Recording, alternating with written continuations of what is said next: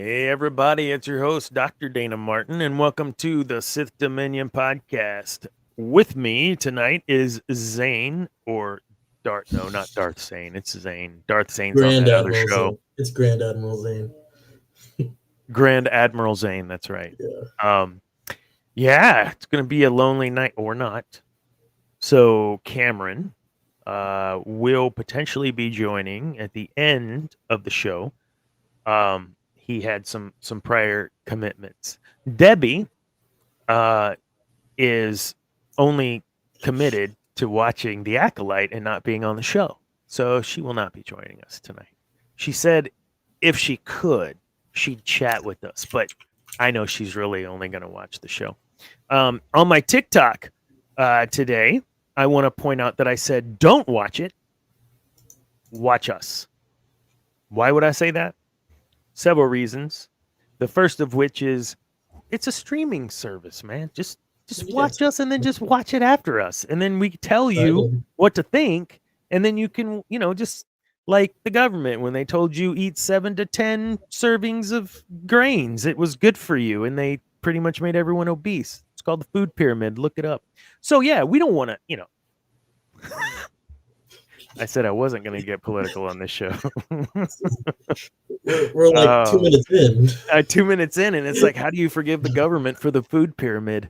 Uh-oh, I'm going to go knock at my door. We're getting in deep. That's all right.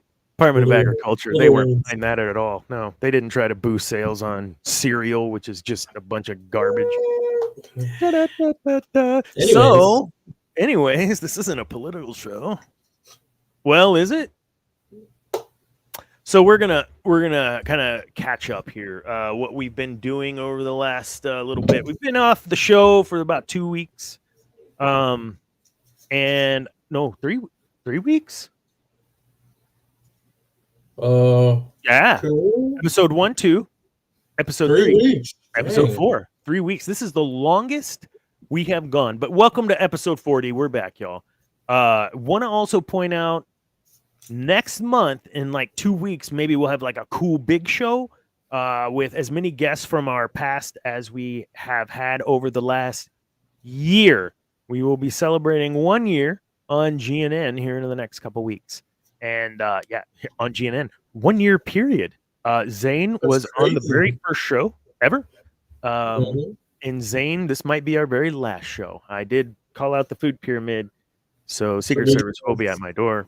I'll start another one. Don't worry. Yeah, thanks. Your little four square thing too. Yeah, great job, FDA. That's okay. They padded their pockets with whatever else they had bought into. Nancy Pelosi. So, whoa, where'd that come from? I'll tell you where it came from. I am spicy and salty all in one right now, man. I have, I kind of rewatched it. I watched that Han Solo clip that you weren't there for. It was Cam and Debbie, and I got pissed off, and I finally lost my mind about Han Solo, and the way that they killed Han Solo was just dumb, and I was very angry, and I just bubbled over, and as much goodness and smiles and good as I can give, I just had run out. And so my satchel today of F's to give has totally run out. So no, we're having a show. I'm not watching that stupid piece of. So let's talk about what we've been doing the last couple of weeks. Over the last few weeks, Zane, I know you had a couple of shows. I know one really big gig.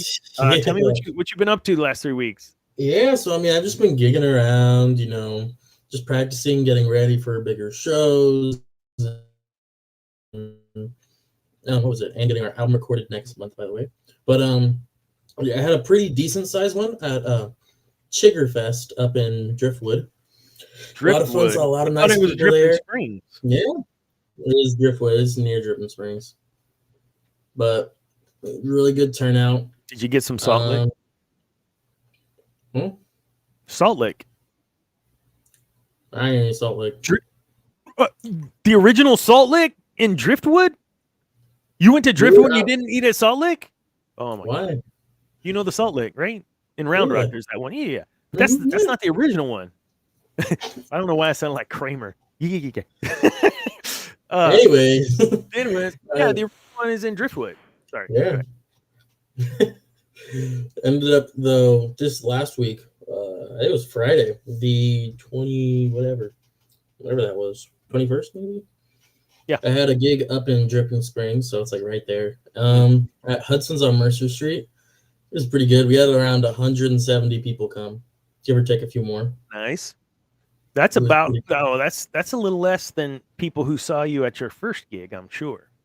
There were hundreds of people that came in and out while y'all were playing y'all set. Oh, yeah, at Rodeo Austin. At Rodeo Austin, yeah. I don't know. I honestly don't. I mean, you got to think that was at least 150 in the same place at the same time. Yeah, true. It starts getting a little warm. People breathing. I have no idea. With those lights on. Oh, you know what I'm talking about. You're the lights dripping. On you. But I'm in the back and I'm sitting down, so I have all this equipment around me. And why don't you have a little tiny fan? Brandon, my brother-in-law, used to play in one of the bands I was in, drums. He would have a little fan down there, like blowing up on him because I just get sweaty back there. I was thinking I'd get a fan either kind of in front, or I was thinking kind of like to the side so I can get the hair flow. I was about to say, put it down like right between your legs so it fluffs your hair and you're like, yeah. That'd be awesome. Oh my god. Cut your hair, you hippie. I swear. Right. Goodness. Look at this. Look at this. I ain't tight, son. The day it goes in a ponytail is the day I cut it. Man. I haven't put it in a ponytail yet. So for those of you playing along at home, I used to cut my son's hair just like this, actually even shorter, because he wouldn't take care of it. Let's be honest. Little boys, they don't take care of their hair. And so I'd shave it off. Shave it all off and be done with it. So there. Now he won't let me come close to his hair because he knows I'll take my pocket knife, cut it off. It doesn't matter that in my 20s I had my hair down to my butt. It doesn't matter. No. Look as I say, son, not as I do. Awesome. Looking like Willie over there. No, go ahead. What else? Oh, I was gonna say, other than that, I think I have a gig coming up this weekend, the Little Longhorn. Little Longhorn again with Bo? Bowmore. And the Back 40. And that one gets streamed sometimes on Twitch from the Little Longhorn Saloon. So you guys check that out. And if you missed it, you can still go look up Thomas Babiak on YouTube and you'll see. I don't know how long that's going to stay up. I don't know if you do, but that show streamed at that Hudson's. Yeah. And that was a really good show. I got to see that streaming. The actual name under that account's Chad Hudson. Chad Hudson. Yeah. But I don't, did they actually call it Thomas Babiak? I thought they had Thomas Babiak on the title. Oh, it is. Yeah. You have to scroll down a little, but it's the one by Chad Hudson. Watch this. If Debbie Solo Girl, if you're watching as a part of our AV team, could you please get said link and get it into the description from Zane, so it can go down there and we can promote him? I appreciate it. Thank you, Debbie. You see how I did that? Because I don't know. I don't have access. I can't do any of that. It's so cool though that I don't have to. I ain't gonna lie. Yeah. So okay. What's next? From 3 days ago. So what do you got next? Oh no, don't tell me. We'll talk about that at the end. Don't tell me what you're doing next. I know you're doing it next. I know you're doing the is it 2 weeks? Doing the recording. Yeah, I think it's in 2 weeks. Yo, oh my God, look who just joined in the chat. Is that a what? Is that a Star Wars reference? What? Korriban? Who is this? Oh my God. Eris? Is that Eris Morn from Eris Destiny? Korriban? Is this? What's her name in Destiny? There's a character called Eris Morn. Ah, got you. And then the last name Korriban. Yeah. Eris Korriban might be some sort of loser sibling to Mr. Zane. Welcome to the show, Madison. Eris. Yes, my daughter. She's amazing. Keeper of my grandchild. No, not at all. What have I been up to? Shoot, nothing. Like I took advantage. I actually took a step away a little bit from writing with my side gig and some other things going on that I'm trying to do. I just ran out. I just don't have time. and it was nice to have a couple of weeks off from the show, but I really missed being on here with you guys. Well, with you, and even though they're not here, those other two characters. But yeah, I can't think of anything really super cool that I. Oh wait, yeah, my son came and visited me for Father's Day. That was pretty cool, and we just hung out in the pool. I didn't make him do any chores. I mean, it was like a cool 18 and a half, 19 hours. It was epic. Yeah. No, I appreciate it. I know you do. I know. Yeah, because you came in at like 11 something. And like 11:30, and then you were out by 9 the next day. So what is that? 20 hours. I had to go fishing. You know, 22 hours. Not even a full 24 hours you were gone. I had to go fishing, you know? Can't do that late in the day. Get too hot. No. Well, I don't know. There's fishing in the dark, but I mean, no. Bros doing bro things. Bros doing bro things. Awesome. So yeah, I didn't have a whole lot, just a lot of stuff with work and whatnot. So I'm glad to be back. I'm glad you're back. I can't wait to get the other folks back. And welcome all to the show. So let's do it. So right now we're about 15 minutes into our show, and it's about 15 minutes into the the Acolyte. And one of the things that I'm having a hard time with in this show, first and foremost, is how terrible the fan space is treating everyone involved with this project. I have my beef with certain pieces of the project, but not everything and not everybody. I believe, what's her name? May / Osha. Can't remember her name. I believe in other things that potentially I think she's being directed in the way that she's acting, is the way I should say this. And there has been commentary on that her acting isn't good and things. It's like saying Hayden Christensen's acting. Thank you. Yes, that is exactly what I was going to say. How can you blame Hayden, which you did? You did blame Hayden until you realized it wasn't Hayden. It was some writing problems, let's be honest, and directing. And having to go back and overdub sound over your act, like just process and these things, right? It wasn't Hayden. What? Oh, shit. Okay, but look, here's the thing. She didn't too bad. Look, all I'm going to say is that apple did not fall far from that tree with that comment. Okay. So, yes, OSHA violation. Thank you. So it's things like that have really kind of pissed me off initially. I don't believe we as fans have the right to destroy someone's emotional well-being just because you're mad that shit didn't go the way that you wanted. And it's flat out. So shame on you. I'm probably gonna get some hate mail, but shame on you. Shame on you for saying I just want more content, and then you get more content, and all you're gonna do is complain. Shame on you. I have plenty of complaints, but I'm not gonna sit there and just destroy people for it, right? Don't criticize the person, criticize their work. Okay. There. Now I've said that, and I feel comfortable with where our show has been, with being on both sides of the fence for several different things. And so I want us to be able to try to walk that tightrope as best as possible without giving up who we are and what we feel about the show, because it's Star Wars, man. It's us. It's who makes us us. And now you're introducing something different. So there we go. Now, first topic. I had to get that disclaimer out. The thread. The Force in the Acolyte is being described as a thread.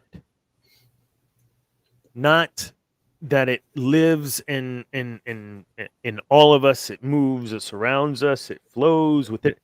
it's a thread that has the ability, whereas the Force can be pushed and pulled and moved and formed in the way that you want to manifest. So too, but in the way of pulling at a thread or the thread of the Force. Okay. So what are your thoughts, Zane, on one, this ideology of the thread, and then two, comparing to the Force, and then lastly, what's the big deal? Okay, so first things first, I'm just going to drop it here. I kind of like this brought up idea. It really shows us more perspectives on how the Force is seen throughout the universe. Okay, we've had other people, you have Jedi, Sith talk about it. You've had the Bendu talk about it. Mm-hmm. Now here we have this explanation. It's a thread. First thing that comes to mind when I think of thread is actually Destiny, the video game. Great. Just hold on. Just hold up. There'll be a comment. Oh, no. In Destiny, they had this new subclass unlocked called Strand. And basically, what you have to do is, it has to do with the darkness. You're powered by light. You have to learn darkness. And in this expansion, you learn that the darkness is not something that you can just move. It has to do with your mind, how you think, more than how much force you put through it. And I think this almost relates to Strands of Darkness to Save the Light. This almost compares to how they're kind of talking it now. I almost feel like from their points of view as these witches, you can't, the force isn't tangible, but it has rules, just like a thread would comparatively to just a space. You know, it's not like just like water where it flows and everything. No, you can't pull it too much, you know? You can't, if you squish it together, it'll never go into each other. And I think, I do like that. I really like that. I like how it's a different view. I like how it's this and that. Charles, I put your comment up here. We're gonna get to that. We'll come back and we'll post this up again because we'll get to that here in a bit. Charles was talking about the story, just the story arc period of kind of spoiled brat on one side, didn't get what she wanted. We're gonna talk about that. Thanks, Charles. No, I'm totally on board with that, man. I agree. I think I don't know what was this referring to? I don't recall, but oh yeah, this is much more important. Yes, Andrew, tough loss for the Aggies last night. Oh my God, they kept fighting. See, that's a fighting Texas Aggies right there. Farmers fight, baby. Okay, thank you. I appreciate the condolences. So, no, I'm with you. I think one of the things that for those of you that don't know, I did go to college initially to be a minister. So I've got a very extensive background in not just theology, biblical languages, but also other religions, other major religions of the world. I did a lot of study around that. So when I see something like what they're presenting, we're now not getting just the light side, dogmatic view of the dogmatic view of the Force. We're seeing the Sith side, which is I'm controlling my manifestations and destiny. We've had the Dathomir witches that do conjuring with the dark side and alchemy and all the fun stuff. We also do the Bendu, as you pointed out again. Now we just have a different sect of witches that believe it in a slightly different way. And while we may not agree with that way, so if they're wrong, what does it matter? I had a hard time with folks. This is one of the things that I had a difficult time with, was they getting so pissed off about a different perspective of the Force. And quite frankly, I have zero problem with that. And actually, I felt like they may have kind of stole that a little bit. If you think of season 2 Loki, the way in which they describe the timeline, and that as you do things and move, you can manipulate what's happening within the timeline, within the spaces of the markers, right? Of the things that have to happen. So I actually was like, oh, that's a cool way to look at it. Like, I made the connection to that. I thought it was good. Yeah, like previewing other, yeah, absolutely. So, whew, that was the first one, man. That was a good one. Only getting better. Do I believe that's how the Force works? It doesn't matter. Those characters believe that's how it works. My characters believe, my Sith characters believe it works totally different than the way that Obi-Wan believes. They're valid experiences of people who have like lived this, you know? Absolutely.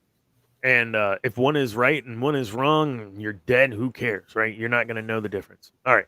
So, yeah. Did he hold on? No, I didn't. Did he go to Texas? Did he go to TU? No. Oh my God. No way. Okay. Sorry. We had a little sports ball. Yeah. No way. I can't believe he did. I think so. All right, sports ball is a different show. I'll have to get over to William has a sports show. William, who does the what is it on the Saturdays? MCU Monday. Geek Gauntlet. Geek Gauntlet on Saturdays. Yep, there you go. It's Hut Ball. Heck yeah. All right, so that was the first one. How this thread concept fits within the Star Wars universe. Well, it does, because it's just a different perspective. Again, the Bendu, I think, is a perfect example of a completely different perspective that we didn't really consider. And it wasn't, the entirety of the fandom wasn't like, oh, this is awesome. There were some people that were like, what the hell is this crap? But not like this. Yeah. Okay, we'll move on because I don't want to say something I'll regret. Okay, next one. I've already strayed off the outline because this wasn't the first thing I wanted to talk about. But oh yeah, it was. Okay. Yeah, it was. Okay, yeah, we're good. Okay. So yeah, let's talk about next. I'm gonna move this over so I can read it better. Because I do want us to try to be as possible here. Let's go ahead and go to Zippermouth. So we're going to Zippermouth. We're gonna skip ahead to Zippermouth first. By the way, guys, Zippermouth, crazy band. They have like 4 singles. Apparently, there's a band called Zippermouth. In did I say Zipper Face or Zippermouth? I said Zipper Face. Zipper Face in the outline, but you're saying Zippermouth now. Okay, whatever. Whatever he is. What the hell is he is. I don't know, like. I'll let you start again. No, I'll start. I gotta get you should start. Let me just start. Get it out. Have you seen Donnie Darko? You showed me. Oh, I'm a good dad. Have I showed you Donnie Darko? Slipknot new bandmate. No. Zipper Face. Yes, Buckethead and Zipper Face. Overrated. Yeah. No. Overrated. Anyways. Easy. You treading on thin ice, boy. Like a thread.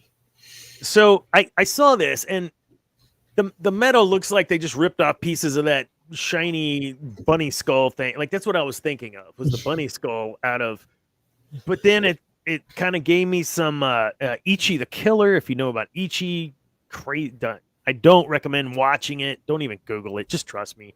Like, with this big wide, it was just, why do they have to have a helmet? Why do they? So in Star Wars lore, they don't always have a helmet. Why do they have a helmet? It's because they got all jacked up for some reason. It's not like, I just want to be scary. Oh no, wait, that was Kylo Ren. My bad. But why would you wear a mask? Well, okay, Revan, that's different. But Revan was symbolic. What? Revan was symbolic. Sure. nihilist, symbolic, right? Okay, stretch. But That's very much a stretch. It became symbolic, right? It became I mean, that mask was it came to the point where him, if you didn't have the mask, you wouldn't know what you were looking at. This is true. I did not. It felt very campy, hokey. It felt like something I'd catch. What does Cameron say? The CW. Anyone know the CW network out there? You know CW. You got great shows on the CW. Like, I think the first Daredevil was on the CW, or Gotham, or no, maybe Gotham. You're looking at Arrow. You're looking at Flash, Arrow, Supergirl, okay. Supergirl, Legends of Tomorrow. Okay, so that's all the DC stuff on CW. Well, what else? That's because it's Warner Brothers. But what else? Yeah. Oh, Riverdale. I watched Riverdale, but it's ridiculous. I can't believe Daredevil was Netflix in the second round. I'm almost positive the very first. The Chosen was CW. Look at all these. I could be wrong. No, you didn't say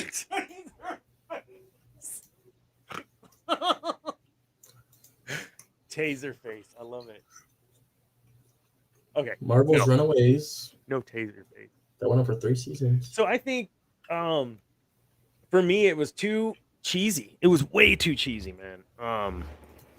I didn't really know what to do with that. I did not like Kylo Ren having a mask.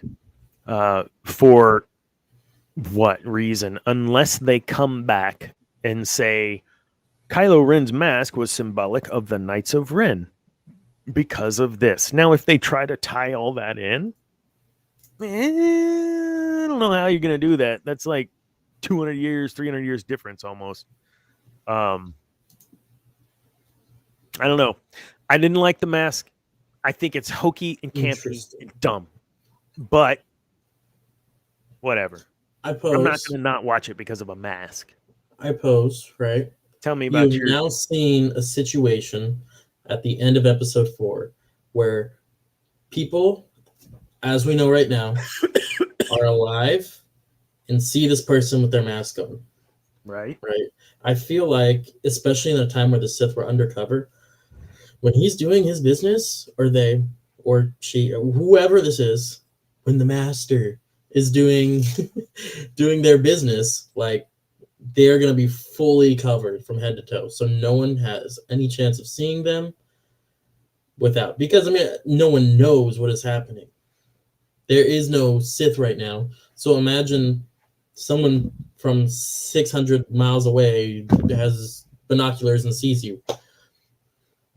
You know, I mean, that's not actually what I mean, but I just feel like the helmet has to happen. Because otherwise the secret would be revealed. Anonymity. So there's a reason for the anonymity, obviously, then, right? Is that what we're getting at? Oh my God. Yeah. I mean, is that canon? Is it canon? To face shape? Oh, well, it once was because Luke did it. Is it now? But is it now? I don't know. Oh, Luke did it, and Palpatine did it to hide his true self, but then it's like, no, in new canon he was scarred, and I don't know. That's hard. Like I said, face mask or whatever. Force mask is what it was called. Force mask. And you could use the Force, for those of you who don't know, in Legends, Luke Skywalker used this Force that power where he could manipulate his face. Or no, he did it on someone else.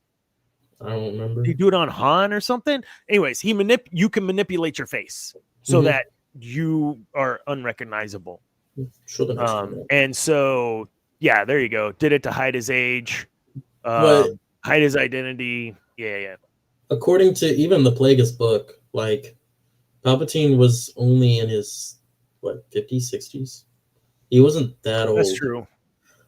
But the dark paint does corrupt you. It does corrupt you, which is why a mask could still be needed. I still totally believe, even with force masking, what he ended up at the end of Revenge of the Sith is still scarred, because there's no way that all it did was remove his Force mask. The lightning. Yeah, I would agree. But he knew that. Okay, never mind. We're not talking about Palpatine. Sorry. Anyways, in canon, I'm 85% sure that Force masking isn't a thing, but I could be wrong because I don't know. But yeah, I think the mask though, it looks like Alien. Mm-hmm. If Alien had a zipper for a mouth. And elongate, like it's as if it was if you go like this, I got you, man. Yeah, totally. But I mean, it's not. It's weird because I don't know how you would see through it. I'm not seeing eye holes. Madam Web was see. I didn't see Madam Web. What's Madam Web? Never heard of that. Are you No. Are you serious? No, you're messing. I know. How did it do in the box office? Oh, I think it's already in the. I think it's already streamed. I don't even know what happened to it. Yeah, we're not a Marvel show. Yeah, but we're gonna talk about Marvel. You and I talked a little bit about this in pre-show, and we're gonna talk about it. You don't. Okay, we're gonna get Madison on here one day. Do you want to join now? Are you able to join? Do you want to jump on the show? Might as well. Hop in. Do you want to just join the show?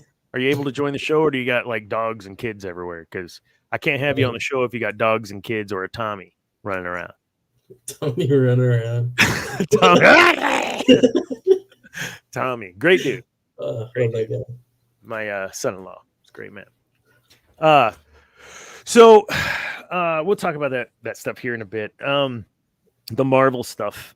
So that's interesting. I did not type your paper and get your schoolwork done. Do your homework. What is this? Going back to school after a few years and starting a family, and I'm real proud of her. Good job. Never too old to go back. I'm proof.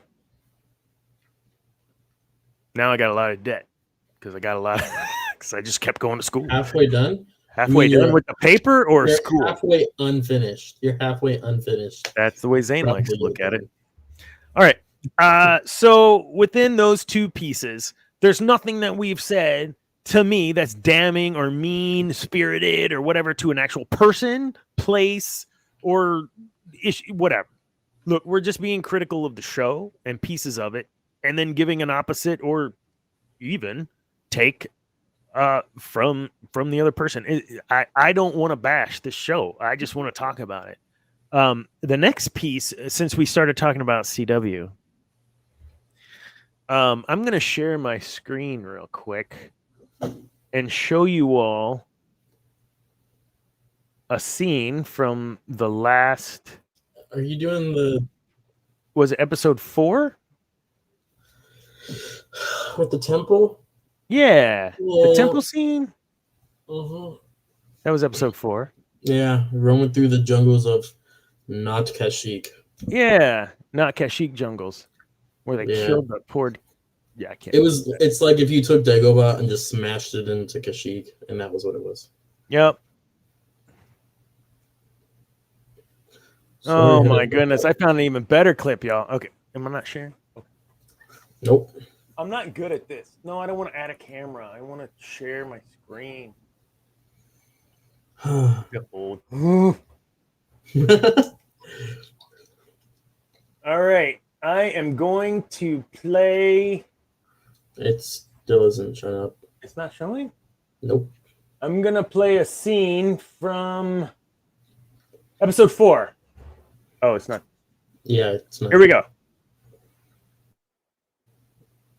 Can y'all see my screen? Yeah. Hey. All right, this is a scene from episode 4 when they're seeking out where.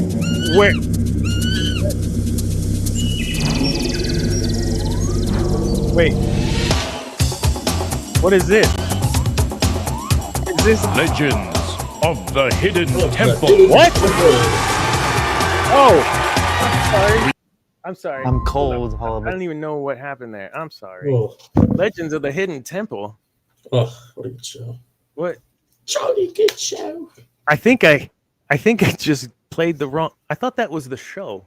No, I think it looked. Yeah, you might want to. I got confused maybe because the show kind of felt like. Oh, here it is. Here we go. You ready? Uh-oh. This is what I meant to play. Hey, little buddy. What the heck? He's found me. Look, that's the same set. It's the same place. Look at those rats. Osha, stay behind us. Look at that. Oh, so great. All right, not Legends of the Hidden Temple. Okay, maybe that's the most mean I'll be, but come on, folks. Okay, so number 3. Are you kidding me?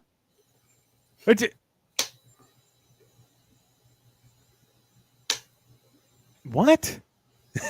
I don't know. Oh my God, you guys.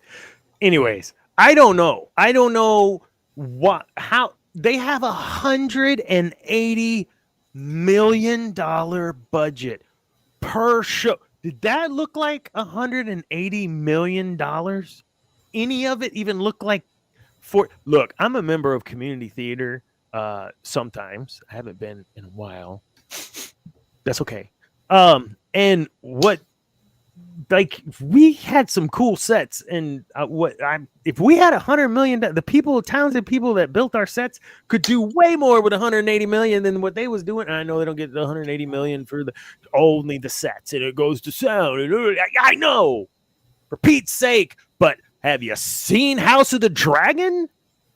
Theirs was almost 200 million an episode, with the same amount of episodes. And have you seen that show with their awesome special effects, their awesome directing, their awesome writing? That just sounds like early Game of Thrones as well. Their awesome acting. Look, that's not. I can't. It's the studio's fault whenever your sets look like a Nickelodeon game show set. And I mean, now you might disagree, and that's fine. I'm not being angry at a person, directing any hate or toxicity to an individual. I'm saying the set looks like it's from a freaking game show on Nickelodeon. Okay. I'm done with this one. Talk to me, Goose. I don't know. I didn't see that as that big of a problem. I think at that point I was more focused on the story. Oh, their story? Yeah, isn't that weird?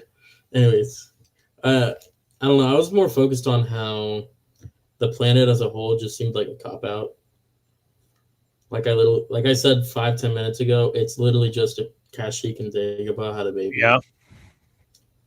Smallville. That was a good show. Yeah, Smallville. Well, and they had less of a freak. Supergirl. Holy crap! You thought that Melissa, whatever her name is, was like she was flying. Like, are you kidding? Wheel out the big ass fan and turn it on real quick so it can blow a lot of dust. Like, I felt like it was Dukes of Hazzard or something. Like, it's just some old dudes rolling out some stuff. And then Coruscant. Cameron, I wish he was here. He described it perfectly. I'm not going to be able to do it justice, so I won't. But oh my God, I feel like I'm watching. I feel like I'm watching a very talented individual create a Star Wars space, but in Minecraft. That's what I feel like. No way. No, that's what it is. Funny. That's funny. College production. Yes, college production.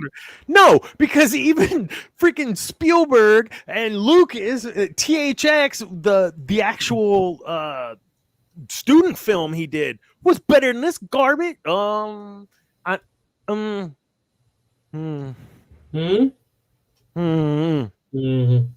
Simmer down now. Cameron isn't even on yet. Oh my! So let's get into the story. Where's Charles, man? I gotta see that comment. God dang, that was a long time ago. Oh, it was. It was like 40 minutes ago. There you go, Charles. We're bringing you back up. I don't know if you still joining, but we're gonna talk about this now. So I don't know about you guys, but I thought she was a spoiled brat who killed her family because she didn't get what she wanted. Didn't think story was really good Star Wars plot. I can't think of a Star. It's kind of Cain and Abel-y. If you want to get down to it. Well, but that's not what happened, though, right? She didn't burn the entire. No, she burned her sister's book because she was a spoiled little brat and pissed. So she burned her sister's book, which then set the whole place on fire. No, it wasn't her intent, but her little temper fit caused all the damage and killed everyone she loved. And that's another thing. How did they die? It was just all laying there, not burned or anything. How did they die? I don't know. It's because what? She didn't mean to kill her family, and then even then, she had. I mean, I think it was a perfect reason. She was already mentally indoctrinated into this cult. You know, May? May, yeah. May was already indoctrinated into this cult. You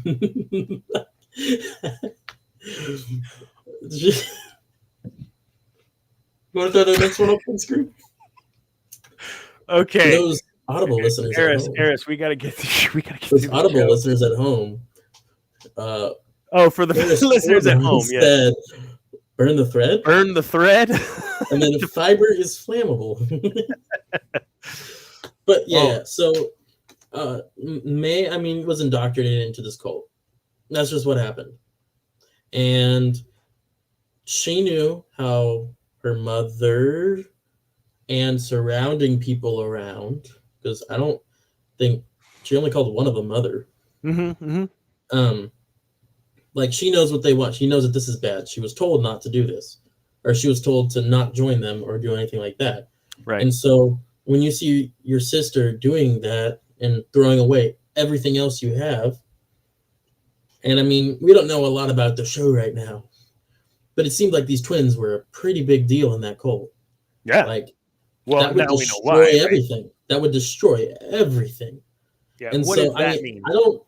What do you mean? What does that? I mean, we'll get to that. If the plan was to have two children, or to have those twins, and you lose one of them, you just lost half of whatever you were searching for. That is 50% more work that you have to put in. And so I think that May saw this as if you leave, like, that's it. Yeah. We're done. Yeah. There's, like, you can't come back from this. And so I think she's extremely, may not have been right, but it was valid that she did that, you know. Come on, man. I think I would agree with Charles, though. It was kind of bratty. I mean, just like, I'm mad because you're not going to be with me, so like, I'm gonna hurt you by burning your book that you put all your stuff. How old was she? Old enough to know better. How old? Old enough to know better. 12. Old enough to know better. How old was she? You were old. You wouldn't have done that. She was a 12-year-old kid. Yeah. Starting to be a teenager. She's starting to be a teenager, right? Yeah. Oh, and you're saying teenagers don't get angry and get violent? No, I'm just saying, like, I don't know, man. I'm just saying, like, you look at it, and I can see from one perspective that she would be this, like, brat and hating your family, but you have to recognize that from another standpoint. She's just doing what she felt was right at the time. She was to protect her coven. Mm-hmm. She didn't have to burn the place down. But she didn't mean to burn the place down. She did one action, and it led to the destruction of everything else. Well, and so I would, and that's where I'm like, yeah, but she did burn the place down. Whether it was intentional or not, her intentions were to do harm emotionally and mentally to her sister. And what happened? She did. And then killed everybody. But that's a good old-fashioned Sithy way. We are a Sithy show. And let's be honest, whenever you let your Sithy part take control, sometimes bad stuff happens. What? Well, I said if that's a Sith. I mean, you look at yeah. Oh, I'm just saying we never heard. So yeah, I'm not. You know what I mean? Because think about it. Yeah. Even Ventress ran into that when she would lose her crap and about die. So I mean, would you call Ventress a brat? I think she grew out of that. I think there were parts in Clone Wars where, in Clone Wars where she absolutely. Sure. But she grew. Like we got in. Oh God, see that's another thing is. So I if you've ever watched this show, you know there are certain characters I really love, and Ventress is one of them. And I absolutely did not like her when she first hit the scene. Then we started learning more about her, right? We learned about her past, and I'm like, oh my God, what a well-rounded, well-written character. Thank you, Dave. Thank you, Dave. Did he create Ventress? I don't know if he created her, but he sure filled her out, and I'm digging it. So, when I see that, yeah, she was a brat. She grew out of it. Talia too. Talia was a bit of a turd. She grew out of it. Then died, but that's okay. But to your point, right? I mean, yeah, she's young. She's gonna make mistakes. But she did burn down, and she should be held responsible for that. And she should hold herself responsible for that. And again, 100%. How did they die? I just think it sounded like the comment was made as a way to bash the series as a whole, when I think that plotline itself, if anything, lends itself more to whatever story is left. Because it gives that duality. So, and that's where in episode 4, where she seems to have a change of heart. Like, instant, like, that's not good. Like, come on. There's like zero, you can see zero anything. Struggle, like, what am I doing? Like, there is just like, oh, okay. I'm gonna go, I can't do this anymore. I'm gonna go get my sister. Or what? Like, what? It didn't flow, man. Like, it didn't jive with me. It just seemed very pushed, rushed, bad writing. Again, I didn't like it. I didn't like how they handled her. Absolutely. Come to the Force thread moment. Character development is a real thing. Absolutely. And it sucks whenever I know I've said this and I keep saying it. I wanted to like the show. And I did everything I could to like it up until this last episode, and I just gave up. Not the episode that just got done. I haven't seen that one yet. 4. Episode 5 just got done. Mm-hmm. Yeah. And I wanted to like it. But the story itself, it keeps being compared to, murder mystery and this, and I'm like, what? No, this is, the mystery surrounding the mysterious Sith or whatever dark side user that person is. But that's the only mystery. There is no more mystery. We're in episode. I'm glad someone is recognizing just how escalated Dana is starting to become. Go ahead. The whole point of this, I think, is a murder mystery in the sense of the Master, because we started off with, who is this mysterious figure killing Jedi? It wasn't why, it was who. Yeah. We found out who, and the only why we know is because she was being told by someone else. Yeah, that's dumb. Which I'm pretty sure I've seen that in way too many movies.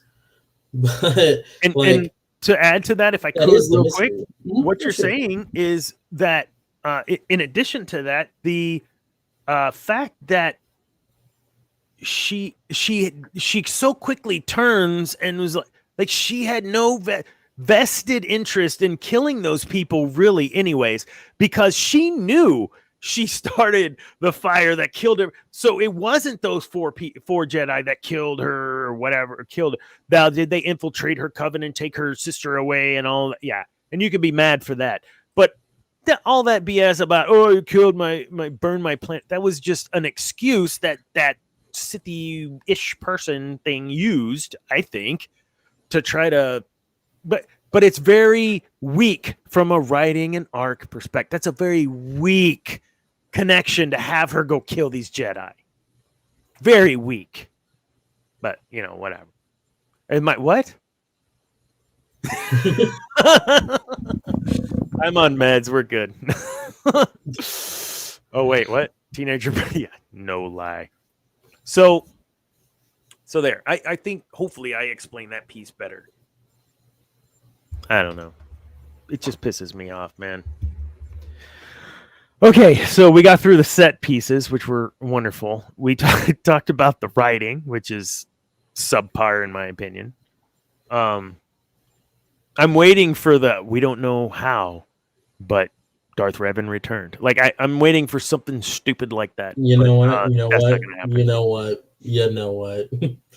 If we got that, I would be.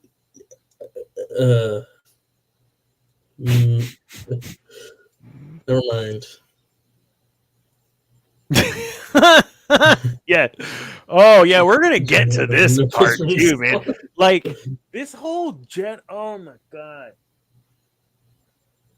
Look, this show is notorious for saying crap about the Jedi, right?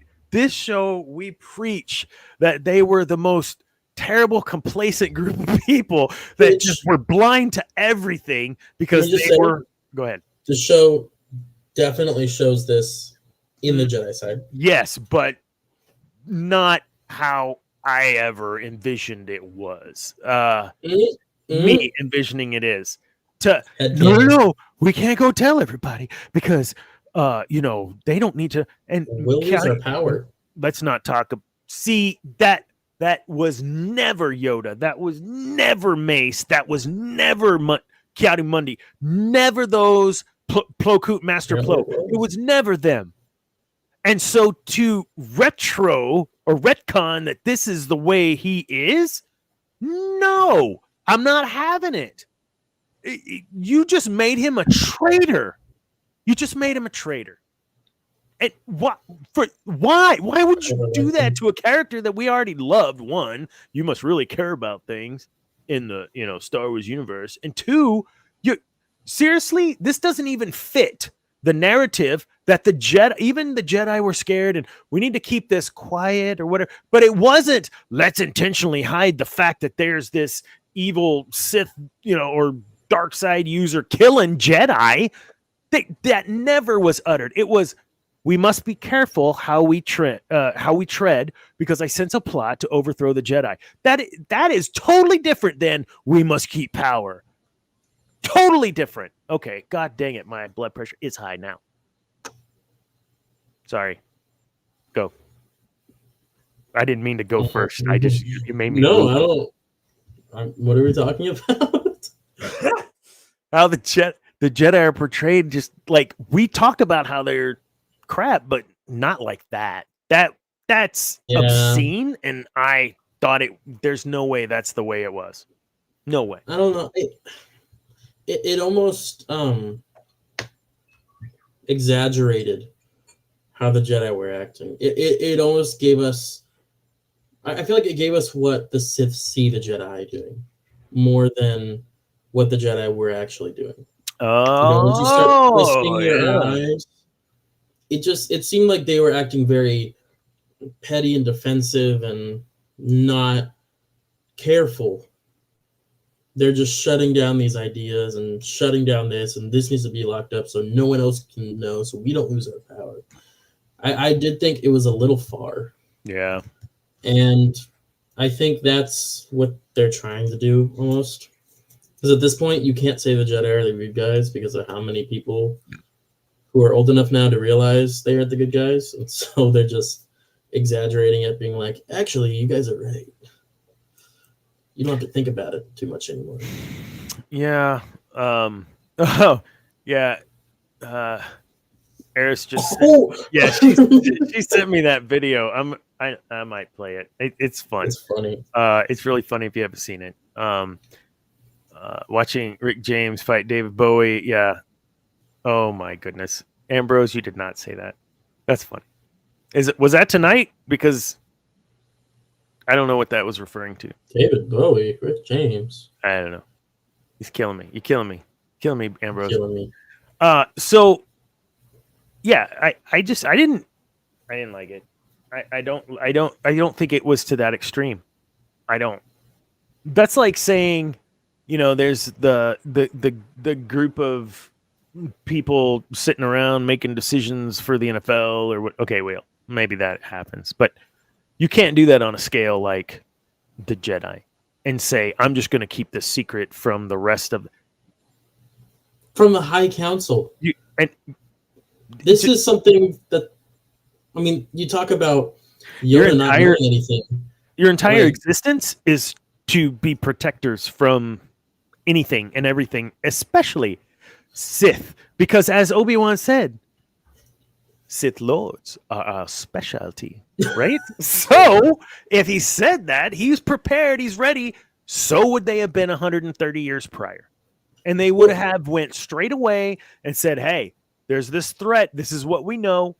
And they would have investigated. We saw this in the Clone Wars, how they treated these things.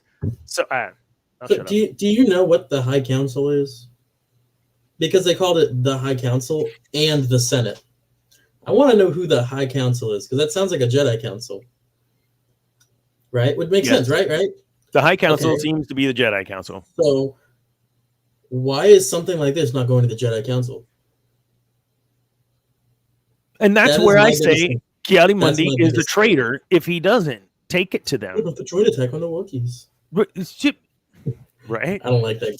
And he's the one that says there hasn't been a Sith in 1,000 years. So he's covering it up. Like, I can't believe you just did that to this guy. Like, what?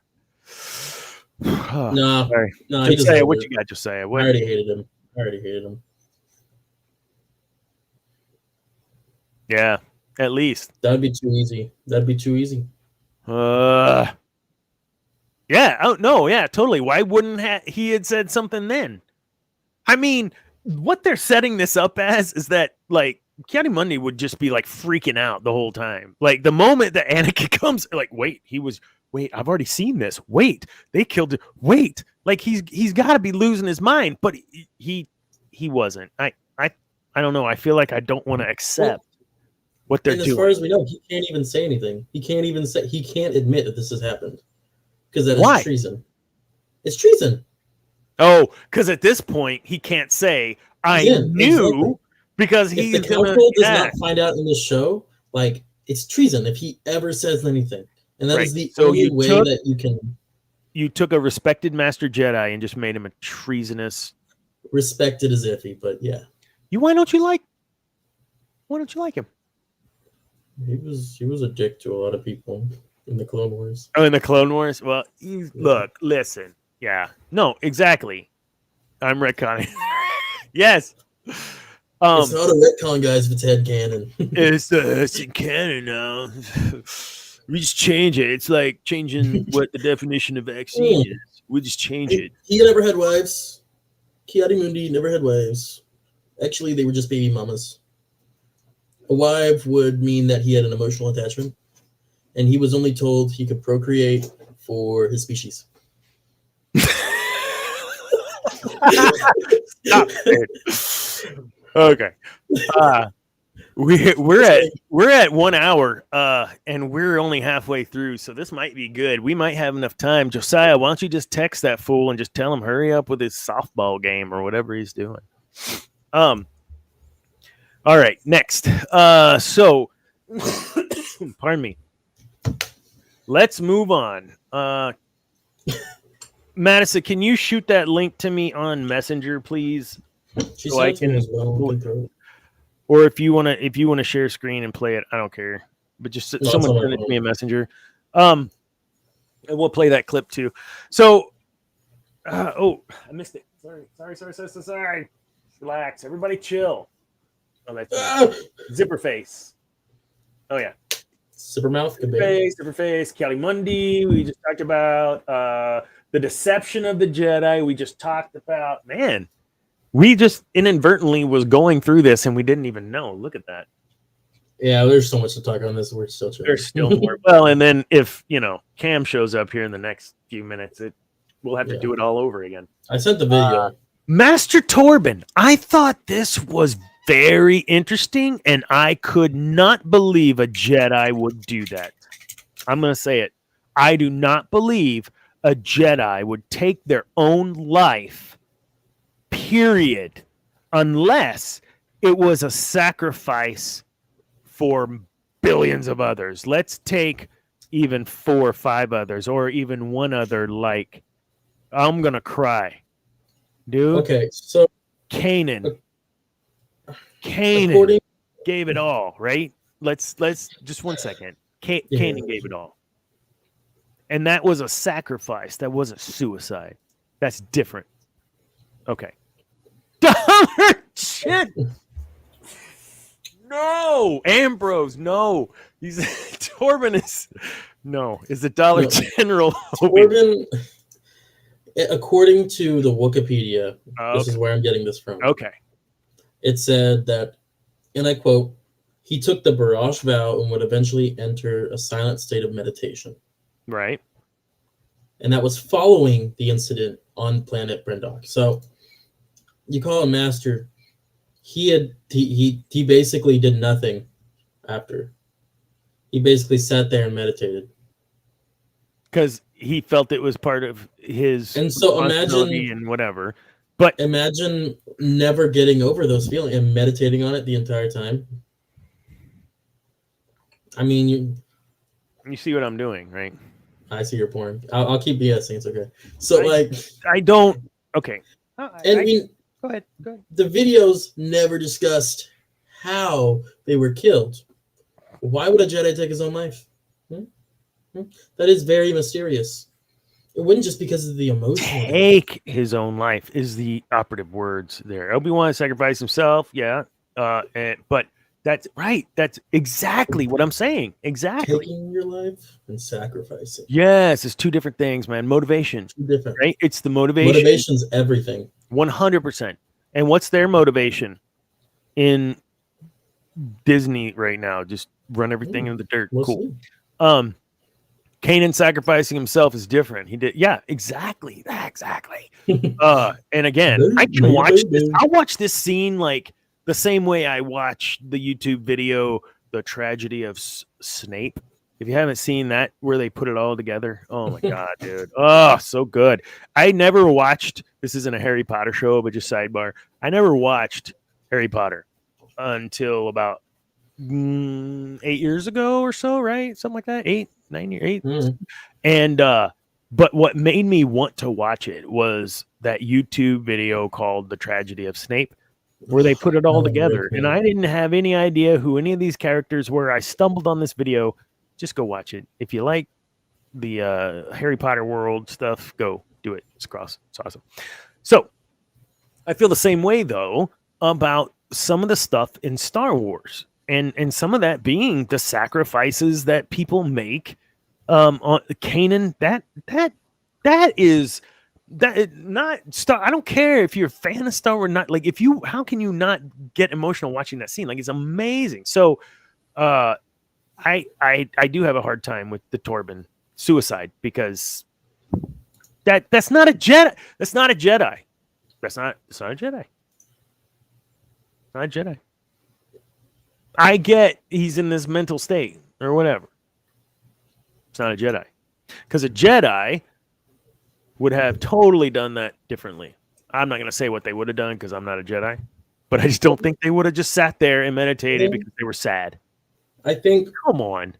You saying that the Jedi wouldn't do this is like saying the idea of this is amazing. Well, look at... You see how he froze there? There's a reason for that. Oh. The idea of something, right, it's amazing and it works. Well, look at the people who are doing that idea and using that idea. I know. People are fallible. Has it worked? I get it. Has it worked previously? Now let's look at the Jedi.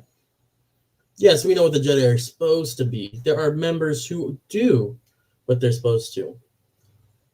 However, as we have seen, there is already some sort of sect under the High Council who is hiding a potential Sith Lord who is murdering Jedi.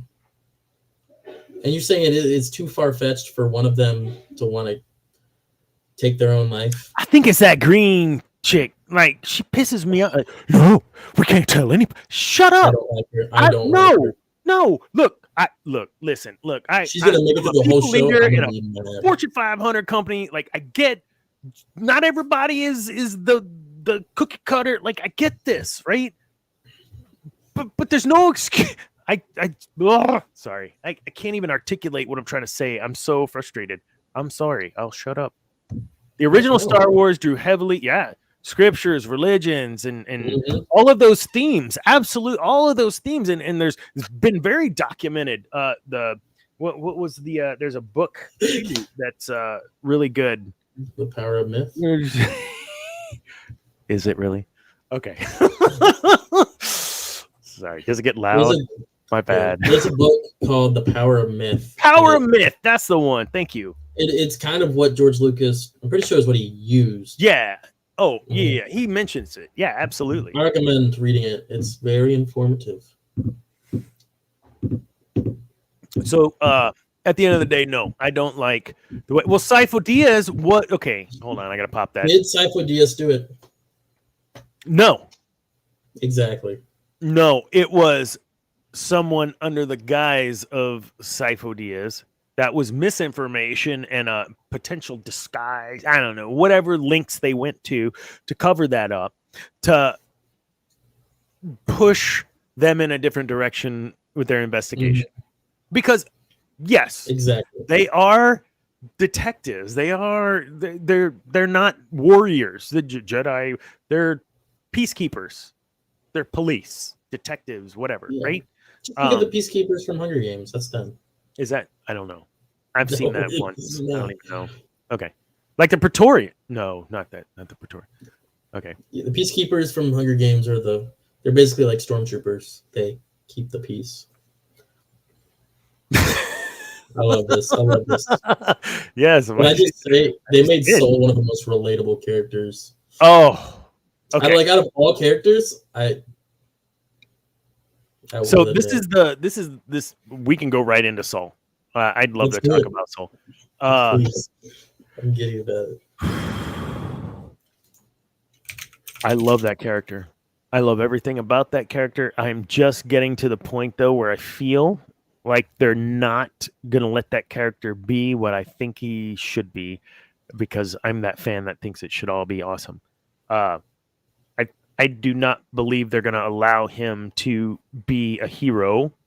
I think they will show him extremely vulnerable. They're showing that pathway right now of him being more and more vulnerable to where he will either get his life ended or he'll do some sacrifice for whatever. But Soul will not survive the series. No way. They would not, writing would not allow that to happen. He was very well written from my perspective in the first 4 episodes I've seen. Clearly, I haven't seen tonight's episode because I'm here with you all. And I love the actor in the Squid Game. That's all I've ever seen him in. So I don't know. I do know his effort that he put forth to have this role. Learned English for the role for his lines, at least, if not more, within 4 months, I think. So. I love this guy. I love everything about what so far they're building him to be. A Jedi on the cusp of compassion, to where his compassion may be his undoing. And that's what I'm afraid is going to happen to him. We haven't seen that episode, by the way. I don't want to spoil anything because I haven't seen the episode. You haven't seen the episode. Don't check the IMDb, please. But it really pitted the end of the episode really put it to where, headcanon theory, he is going to be the one that falls. to him. I mean, he's the last one left. Think about it. Out of the 4, he's the last one left.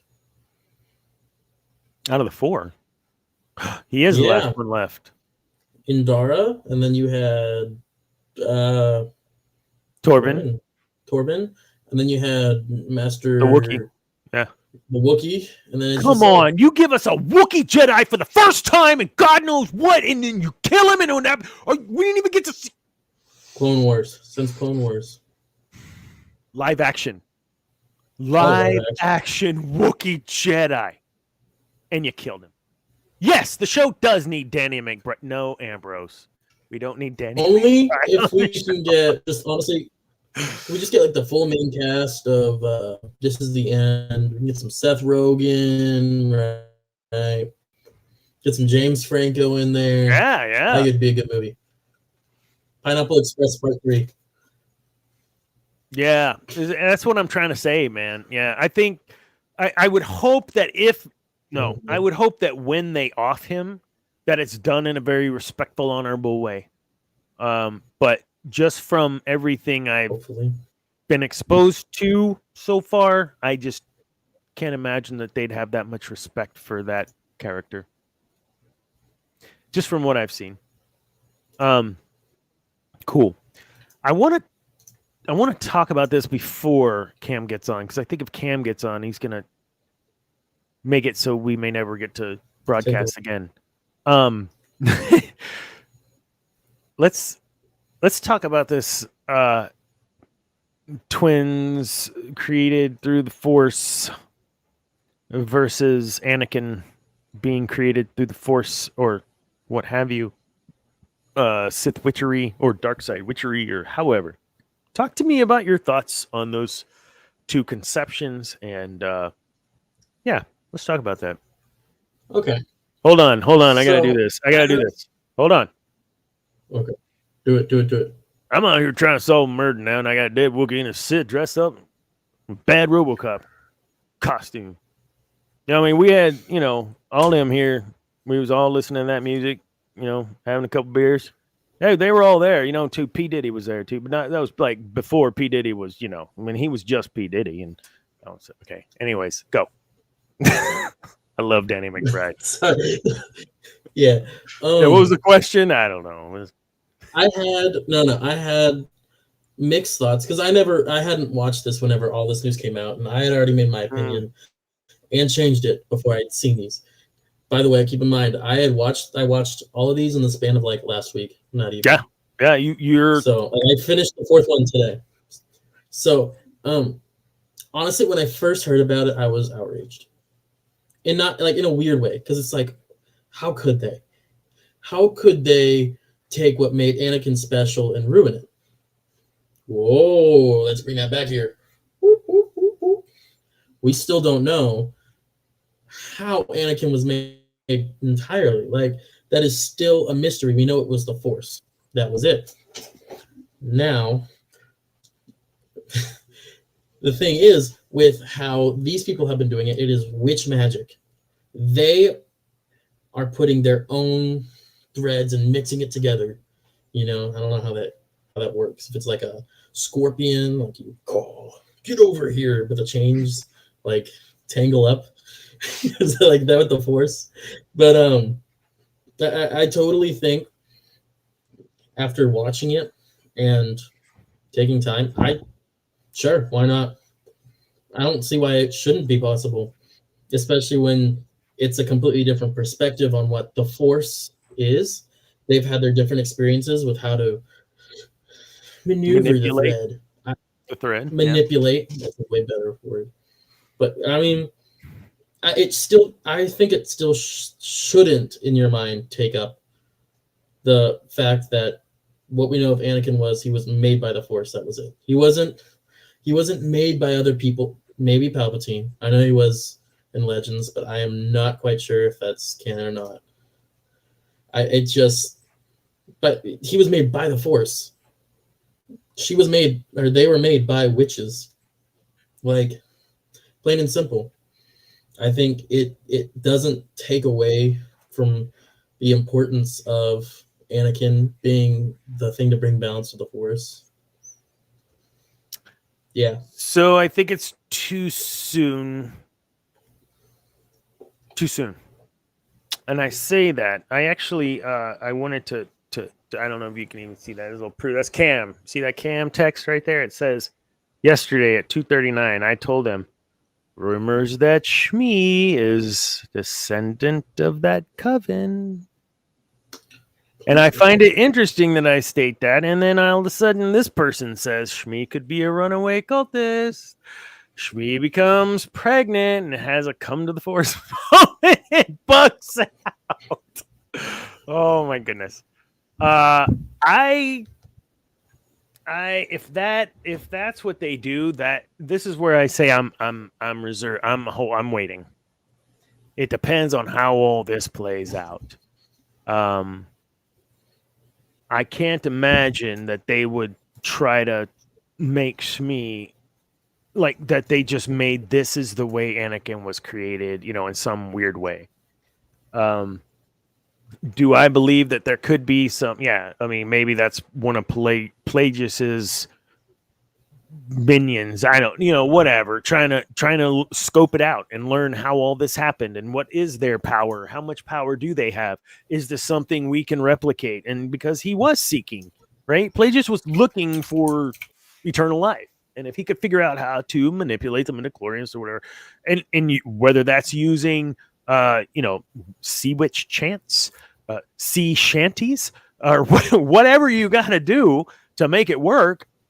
I feel like even within the cloning process and all those things,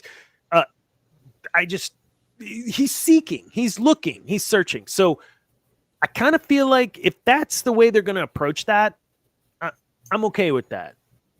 But if they turn it into no, this is how it happened, and this is how I'm not gonna be happy because it is zero about what they've told us, and it doesn't cheapen Anakin. No, it makes him irrelevant. If the Force did not create him in Shmi's belly, then he's not the chosen one, because the chosen one, the prophecy is the Force creates this within, not witches create within, or coven, witch that escaped or whatever. No, the Force create for balance. That is out of George Lucas's freaking mouth. The Force created out of the need for balance. And what happens whenever you have Palpatine and Vader? The Force gives us twins. That's how it was written. Now, a lot of the Force has been changed and manipulated, but that's out of Lucas's mouth even today.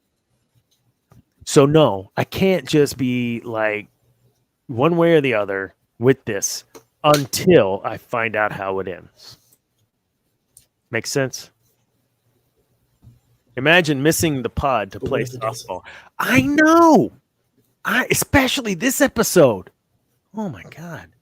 Cameron. She could be the prime target for it, even though as a cultist, because she would have the standing of the Force. She never really questioned, did she?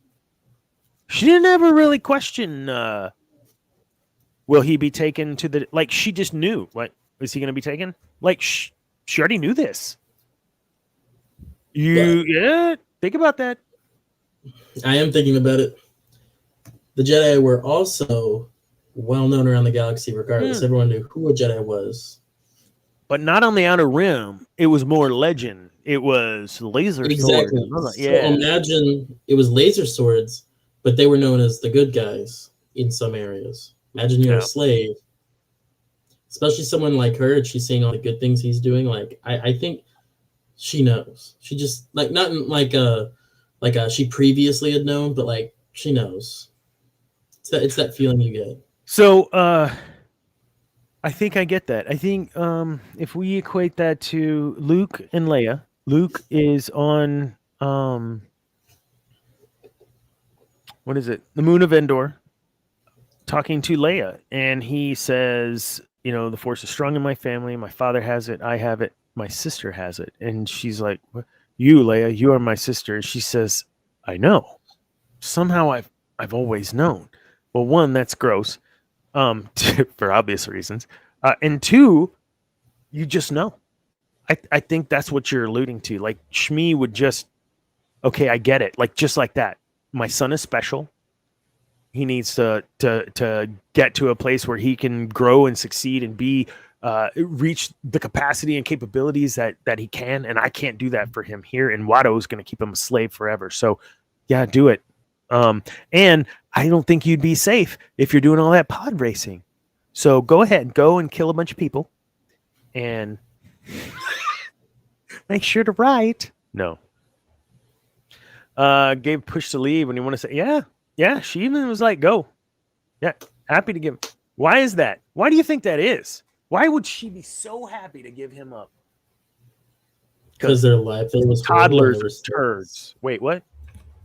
Because they were slaves. Yeah, I agree. Yeah, just get him out. Like that's his chance, right? Mm-hmm. It would be like if I had a record deal. If I was in a band in high school and I got a record deal for these people in Los Angeles, it would either be, no, Zane, you're too young, you're not going to go, or screw it. If it's going to happen, it was going to happen now. That kind of stuff. Yeah, Ambrose Shmi was representative of the Virgin Mary. Yeah, I agree. Yeah, we know this. I think, he was, Lucas was pretty clear about some of that. And so if they are going to change this, look, are we speculating, right, that they're going to change this? I don't think they will. I don't know. And time will tell. I think that Josiah, if they retcon the prophecy, I'm just going to hang my hat up. Yeah. I said it on my TikTok today whenever I posted. I said, don't watch. Just watch us. And then go watch it for the next episode. Excuse me. That wine is a little burpy. Yeah. Cameron said he's on his way home, which means he could be on. I can get a bathroom break once we're approaching like hour and a half mode. Cameron, you got like 10 minutes, man. We got like 2 more things to talk about and we're done. Where we go? Cameron gets on first. No, he just said no. No. Don't speed. Don't get a ticket. Be safe. Lock it, Zane. Strong. All right. So, okay. Let me jump back over here real quick. And so, okay. Let's talk about this. Did you message me that? I wanted to share that. Yeah, here it is. Sweet. Stop. How long is it? Okay, here we go. I gotta share. Let's do this. Share. Let's do this. Let's do this. Let's do it. It's not sharing. It's not sharing. Give it share. I'm working on it. So there's some dudes that do this deep fake stuff with Obi-Wan and Qui-Gon. And every once in a while they throw in Anakin, and it's great. It's hilarious. So good. Lamb of God drummer. No. So good. That's this one. Oh, that video is awesome. The Lamb of God video. He plays Imagine Dragons. Really? Yeah. Nice. Wait, what? You're like adding to watch later. What is this? Are we sharing? Nope. I feel like you do this a lot. I don't. There it is. Ever. Okay, is this it? Okay, here we go. Here we go. A scandal like this would inspire fear and mistrust. We should handle this ourselves. Wait. Kiadi is part of this corporate cover-up. That appears to be a look of compliance, yes. A cover-up about an unknown master and apprentice trained in the Jedi arts. Oh. And yet, with absolute confidence, he told me the Sith had been extinct for a millennia. Oh yeah, he did, didn't he? And then we went alone to face a Sith, which resulted in my tragic, epic death. Guess he must have thought that the reputation of the Jedi was more important than any one person. Well, we're talking about this when he gets back from the Fort's netherworld snooker hole. Ugh, it's the post office all over again. A scandal like this would inspire fear and mistrust. Hey y'all, how's it going? Where's everybody? Oh, what happened? Okay. Look, he's not wrong, and we're all thinking it, and we talked about it. We talked about it. Come on, man. No. I think. Look, it's like if you take. It's like when you take Kennedy. Okay, Kennedy, like everybody loved Kennedy, but like the more years that come on, it's like he wasn't exactly like the most trustworthy dude, and did a lot of shady stuff, and people hated that, right? They hated it because it ruined the image that they had of Camelot and Kennedy and all the things, right? Maybe it's a little of that. Maybe it's I'm a little protective of what I grew up with, and even in my young adult, seeing Kiadi-Mundi as on the council, seeing him get chopped down by his clones, like just no. And I can't. It's hard for me to see that picture and know that he lied.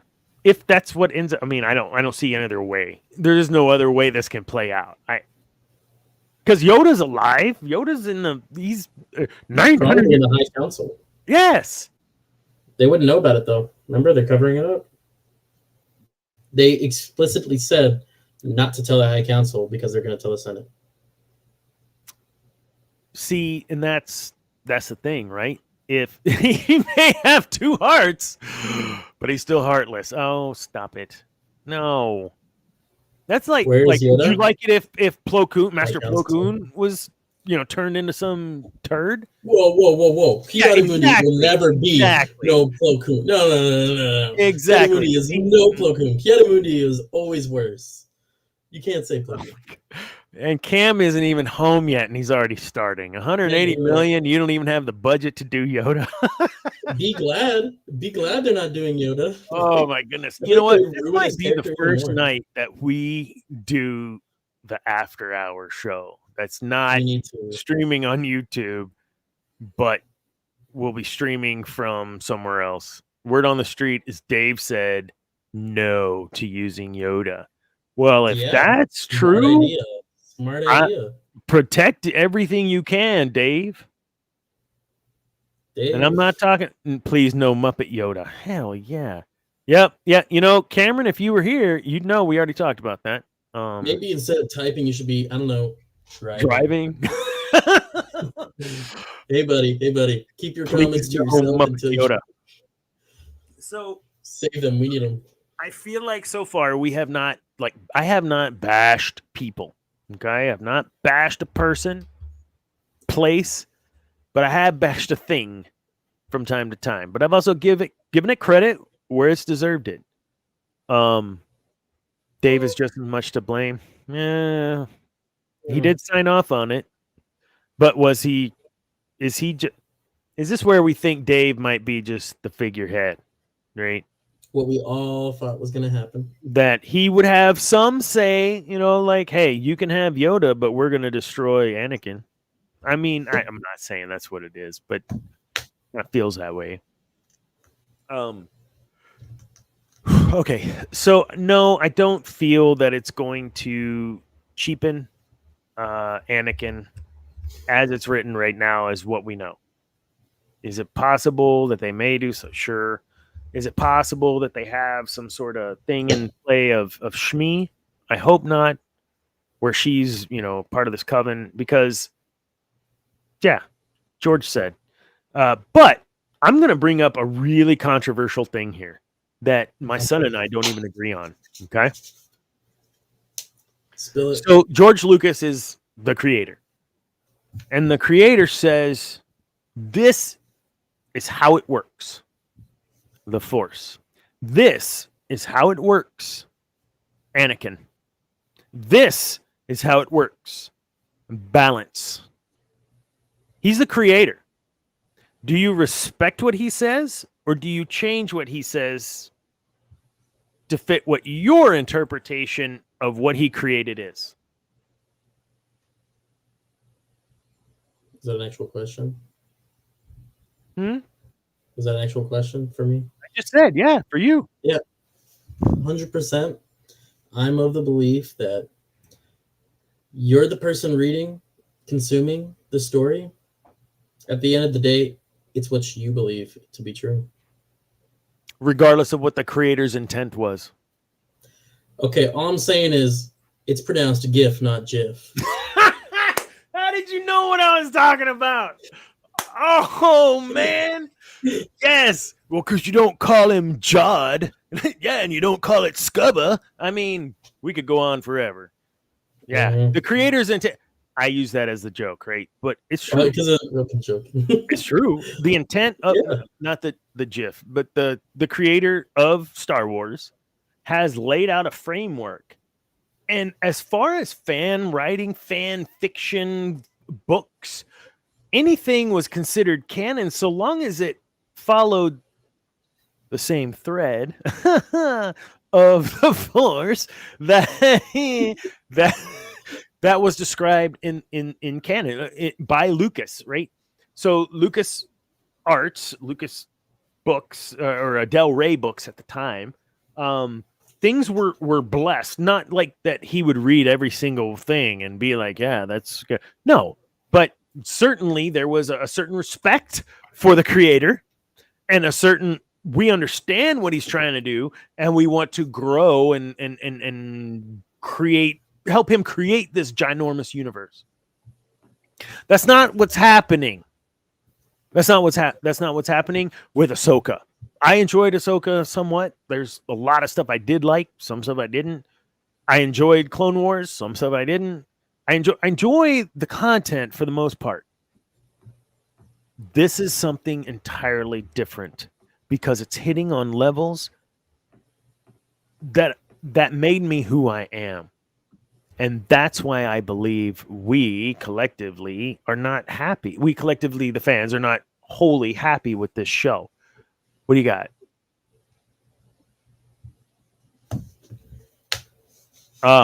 Yeah, and that's my point. No, man, I agree. That's my point. They're not respecting, from my perspective, and yours clearly too, Ambrose. They're not respecting the creator and the creation.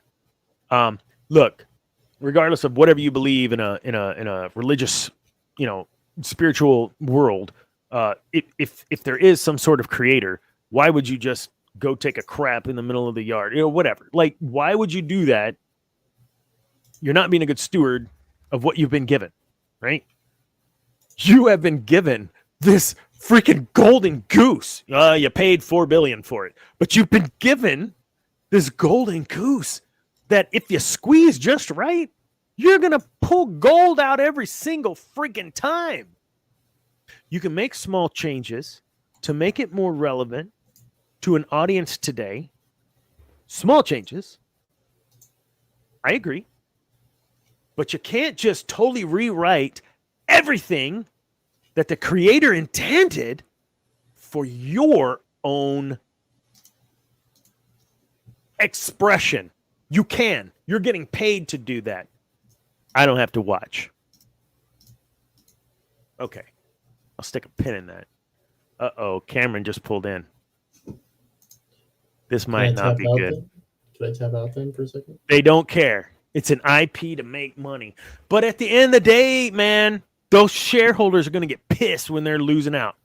And they're going to scream. And I know this firsthand from a couple of companies I've been a part of where we've made decisions based on some shareholder noise.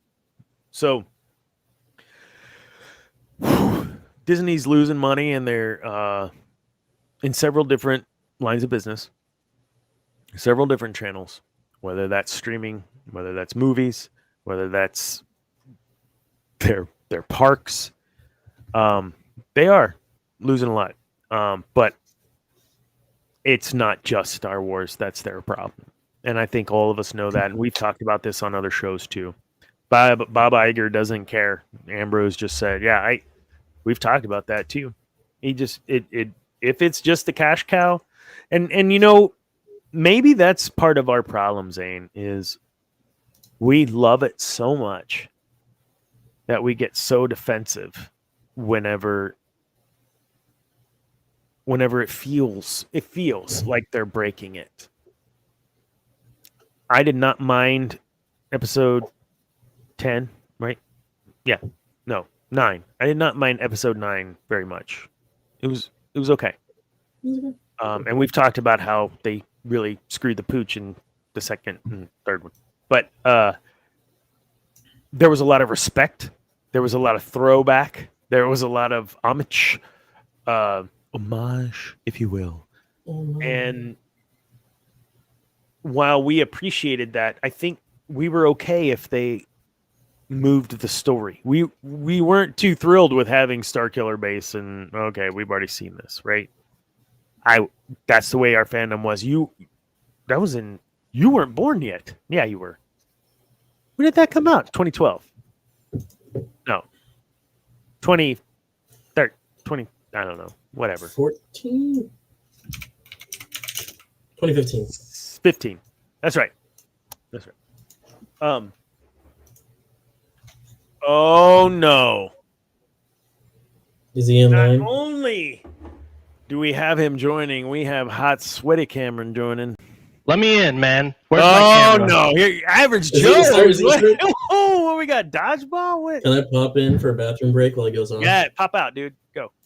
Bro, 100 chats. We are popping tonight, man. Dude, we are popping tonight. Yeah, I Zane's trying to hold serve here. I'm getting kind of pissed off, but we had Ambrose going off. We had Eris Korriban. That's Madison. She's Zane's sister, my daughter.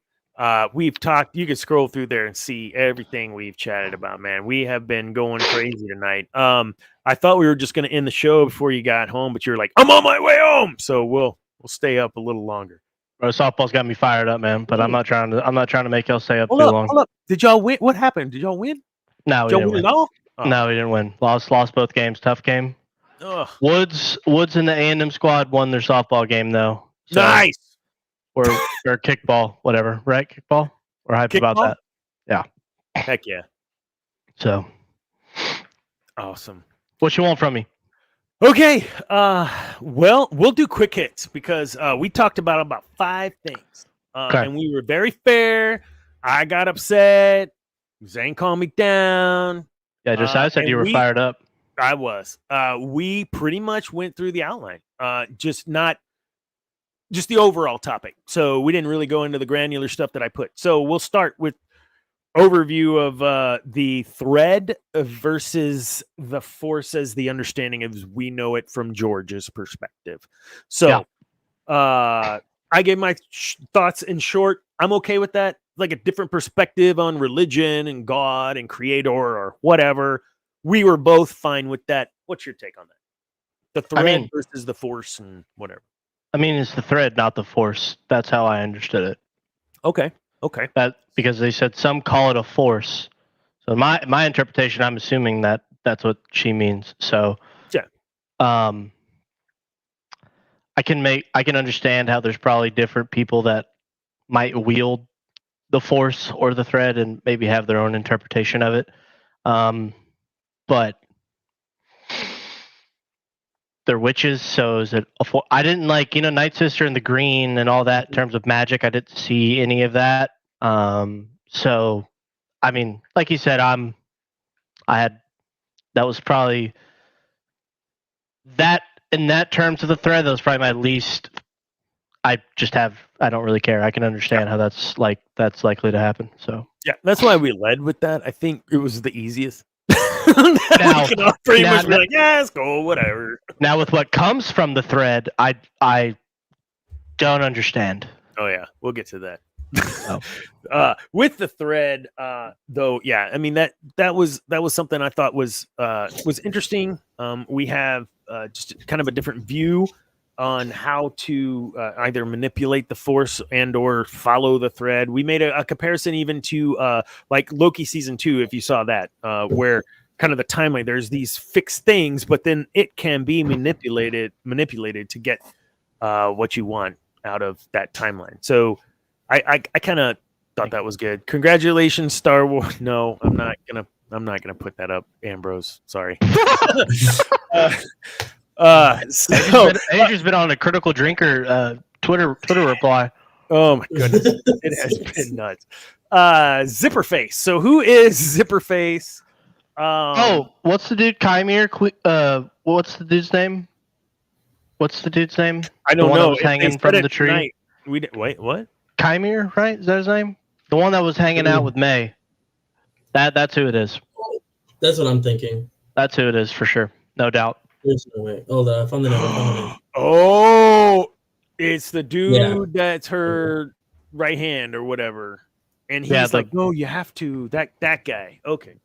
Yeah, that's what I think it is. Or sleeper pick could be the Dathomirian looking lady, the other mother of the twins, because we never saw her body. Zabrak? Yeah. This is Zabrak. Yeah. Sorry. Oh, come on, Canon. You should know your species. So and with them being, witches, whatever, in a sect or whatever, like Zane Knight said, we're fine with that. I mean, and you brought up a good point. I mean, the Zabrak is there, and she's from Dathomir, and yeah. So was that the first other species of Zabrak we saw, or did you see them in Clone Wars? They were in Clone Wars. Yeah, they were in Clone Wars. That's where we had Savage. Or what am I missing? What am I missing? Those are like, what would you say? Those are from like Dathomir. Those are Dothraki Zabraks. Yeah, I don't know, but the Zabrak she was the same type. It was like the human-looking one. There's one that it was the two different species. If you played SWTOR, if you were light side, you were this. That's right. Human skin-toned one, or if you were Sith, you were red all the way to yellow. That's right. I'm pretty sure that's the first time we see an actual. Yes. The yes, other version. correct. Yes, Maul was from Dathomir, but that other line, what I don't know, whatever race. Yeah, there you go. Race of Zabrak, from different planet though. I don't know where that's from, but they all came from the same planet initially. Yeah, they just all went elsewhere. Those are my two picks for Zipperface, Smilo Ren, whatever people call him. Smilo Ren. I like that one. The one Sith that just loves igniting his lightsaber for absolutely no reason. Okay, come on. Vader did this. He was the king of dramatic entrances. Come on. He just started. Yeah, but never mind. It's so cute. Sorry, I'm on the IMDb. Go, dude. Go. Rip the Band-Aid. What? Are we not going to talk about his speech in, into episode 1, where he's like, you can't use something to kill a Jedi or something, and she literally kills Carrie Ann Moss's character with a literal shuriken? Yeah, that was the whole point, though, right? Like, she hadn't killed anyone without using a weapon. And he was... Yeah, but he said, like, blade or something cannot kill a Jedi, and she literally, like, does that. Right? Am I misreading it? Yeah, I think he was saying you're not allowed to. Like, you cannot kill a Jedi with a blade. Or whatever. I think he's talking about the ideal of a Jedi in that case. Oh. You cannot kill the Jedi. Kill the idea of a Jedi through with knives. Blade. But the sole fact of you killing them unarmed, it destroys the entirety of the Jedi right there. Because they're going to have to attack an unarmed person. Yeah. Unless they're droid. Iridonia. Thank you, Madison. Don't get you. Yeah, there are some contradictions. Absolutely. We didn't even made it to some of that stuff. We literally have only talked about like 5 things, man.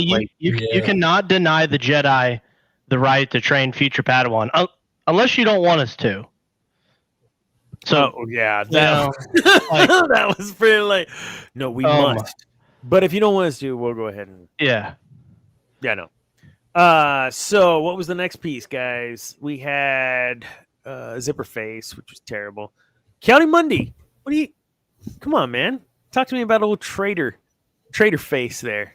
Low-key, they knew I mean, well, retconning the birth date, whatever. Like, who at this point, who cares? You know,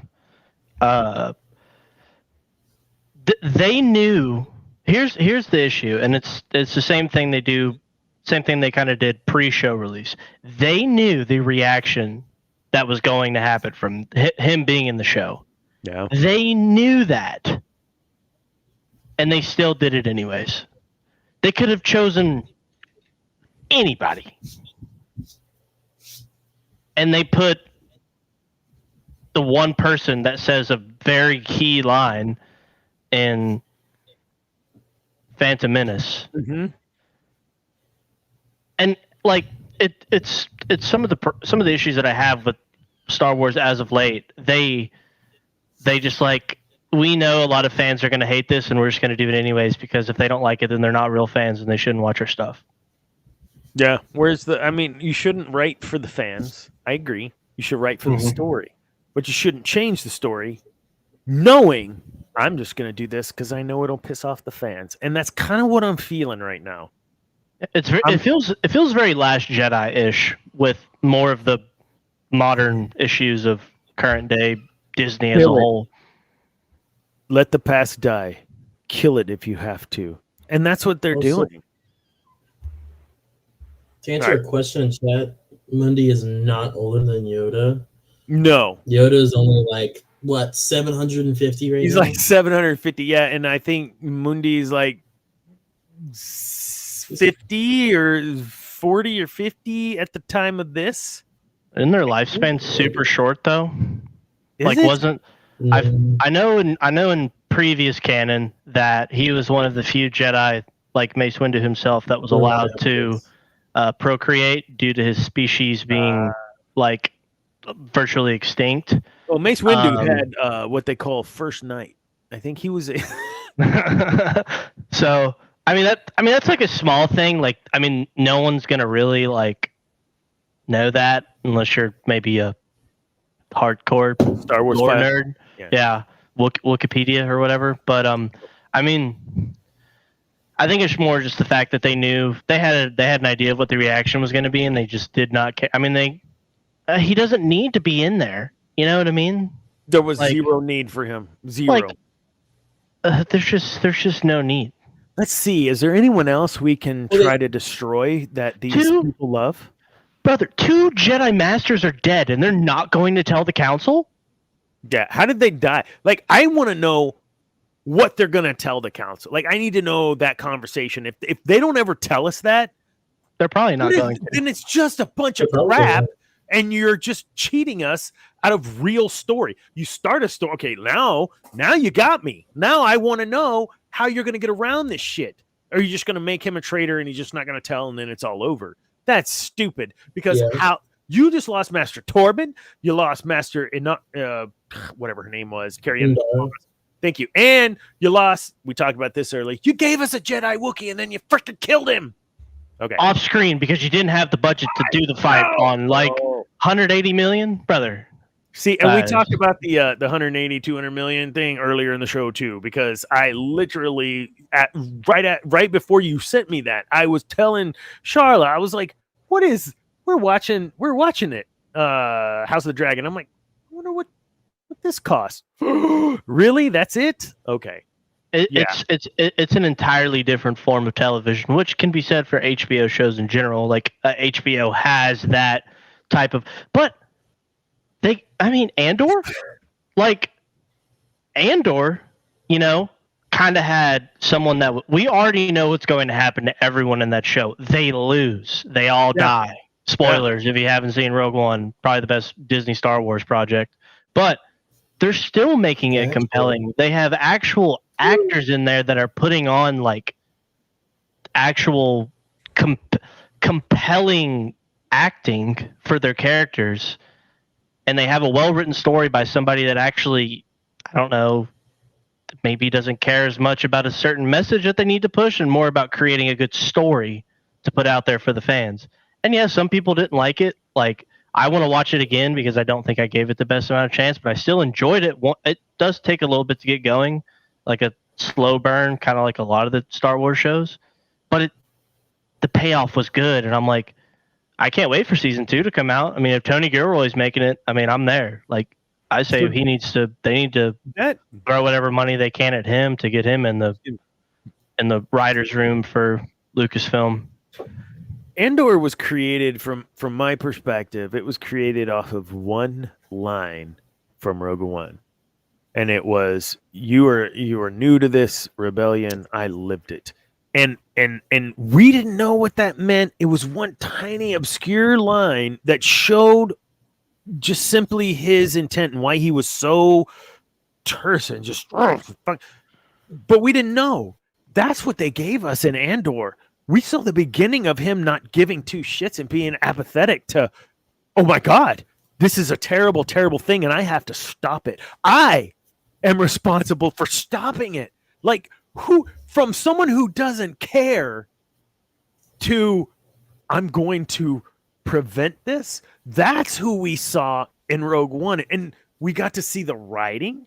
We got to see the directing. We got to see the acting. We got to see it all in Andor. And was it a fast-paced action shoot 'em up Mando? No. It was a compelling story, as you said. It was well written and well acted. I'm done. Sorry. Yes. You're right, Ambrose. But Smallville went on about maybe 3.5 seasons too much. I liked it though. Probably one of the best non-superhero in that line of shows, I guess. Yeah. But so I'm with you, man. It's frustrating. Let's go ahead. I want to put this out there, and people, I have pulled the receipts if we need to in chat, and Josiah can attest to this. I had no problems with the first 2 episodes. I was just like, okay, like this seems interesting. I don't know what they're gonna do from here. Like, in the words of Zane, it was mid AF. Yeah, like mid. And then pretty mid. And then the 3rd episode, you're like, and then you're just like, well, this is interesting. And then you're just like, oh. And then Power of that was probably that was like almost chase scene in Boba Fett for me. And then in episode 4, just the absolute the shortest episode. Yeah, like you kill the Jedi off screen, who's probably the most interesting character you have, and he doesn't even speak freaking English. May is now good because Osha being alive changes everything, but the last time you saw her, you wanted to murder her because she wanted to be something other than being a part of the Coven. That doesn't make any sense. Like, you just murdered 2 Jedi Jedi Masters, sorry, and you think you're just going to turn it? What do you know? You don't know who Smilo Ren is. You offer nothing to them. Nothing. And if we're going off of what happens in Phantom Menace, everyone that saw that dude has to die. Everyone. Every single one of them has to die. The twins, I don't think so. I don't think so. Because Ki-Adi-Mundi is going to lie to the council. And because he's going to lie to the council, he provides, as a Jedi Master already, they called him Master whatever. But why would he lie, the umbrella? I don't. Well, look, I'm not saying I agree with it. I'm saying that's how it happens. That's how it's going to happen. He's going to protect whoever is alive is going to be protected. But you're right. I believe at the end of all of this, there's only going to be a handful of those folks still alive, and only one that could attest to potentially knowing there was, and that would have been Ki-Adi-Mundi. Yo, shout out to the flying Sith. Great callback to 2D Clone Wars. I mean, we don't see it. I mean, you kind of see it. Would have been pretty cool if it would have been in focus. Yeah. Leslie Headland would have been pretty cool to see. Good throwback. Well, that would have costed another $5 million, and you can't. Oh yeah, God forbid. Well, I guess when you take 4 years to make a CW show, it probably costs $180 million. Zane's like, dude, come on. Think about this, man. You got Kenobi, you got Hayden Christensen, you got Obi-Wan Kenobi, 2 absolute pillars of the franchise that are willing to come back and do something off of pseudo, maybe they did me, maybe they didn't, you know. and then they take excerpts from a fantastic book in Legends, which we have seen, and they give them $90 million. And I understand COVID and all that stuff they did, and they're shooting. What's that big tube thing, or is the volume? Is that what they call it? Is that what they shoot in, or whatever? Oh, with the green, like it's just one big tube. Yeah, it's just lame. And you give them 90 mil, and it has great nuggets in there, like fantastic. But and then you give this show twice the budget, and it doesn't feel any different. Coruscant looks lame. It looks like boot up Revenge of the Sith on your PS2, and you'll probably get a better looking Coruscant than what we have on screen. Just looks I mentioned that too, man. Yeah. Boring. And all the sets look the same, and then the Jedi have different robes when they leave the Jedi temple. Like the robes are, I don't know, yellow or something in the temple, and then they're What is that about? That you have multiple? Yeah, I don't get that. I don't know. And then just I don't know, man. Like, it's okay, dude. It's just, I wanted to like it, man, because I mean, I understand the stuff's made for kids. I was talking about it with a buddy on my softball team who's a little bit more probably on the Zane realm. Like, it's mid, but we'll see. We got 4 episodes left. It's like, you had Dana's crowd that grew up with the OT, loved it. Prequels came, not the biggest fan, still kind of liked it. Whereas Zane and I kind of had the privilege of both worlds. We were able to kind of appreciate both, and we love it. And then, there's kids with the sequel trilogy that was probably the first ever Star Wars they saw, and some love it. The toy sales don't really match that, but that's good. And, maybe Star Wars is just like, it's going to be the era that whatever era of children or whoever young audience is watching that is gonna love it. But the problem is those kids probably aren't paying for their Disney Plus. Their parents are, so typically the parents like some Disney, whether it be Star Wars, Marvel, or mix of both, or Pixar or whatever. And if they don't want them to watch it because of stuff, well, then they're not going to watch it. Nope. I'm just sick of the pre-release tour attack, and I understand there's some douches, maybe some of the Rotten Tomatoes score is a bunch of review bashing. I'm not denying that, but look at the House of the Dragon reviews, man. People love it, and they got the same core stuff going on, and we all know what that is. Yep. But it's good storytelling. People want to watch good Star Wars, but you spend a freaking week press tour saying the stuff that they're saying in the media, putting it out in the articles and all that. And then you're like, we hadn't even watched the first episode and you're already telling me I'm these words. Like, come on, man. Like, and there are guys that are watching that are like that. But I mean, you're attacking your consumers before they even have a chance to watch it, brother. Before they even can consume it. Yeah. Like, I mean, just if they're gonna do that, release all episodes. Yes. Yes. Netflix the thing, release all of them. We can do it. But I mean, I'm catching a cramp. Oh God. Oh, I'm back. Sorry. Son and I currently watch Clone Wars together when we can, but we don't watch the Rey nonsense. Okay, well, you know what? You need to check out a couple episodes where I talk about Rey and how actually I dig her, at least in the first episode, second, third, but the premise of Rey, I don't mind the premise of Rey. I don't like what they ended up doing with Rey at all. And yeah, poor Daisy Ridley. What did I say on my Han Solo? I'm sorry, I love you, Daisy Ridley. It's not her fault. But it's not. I said this a while ago. I can't remember her name. The actress, regardless of whatever she said, the May Osha actress, regardless of the stuff that may have been offensive to me, that she stated. I I want to watch the show. I want her to do well. I want the show to do well because I love Star Wars and I want Star Wars to do well. And when you do this, it hurts. And yeah, it's a slap in the face or whatever. But no, like you're literally hurting. And maybe that's just me. I'm some, idiot dude living, on this Star Wars fantasy, whatever. My podcast is about Star Wars. Like, but it's who I am. So F you for trying to make me uncomfortable if that's what you're trying to do.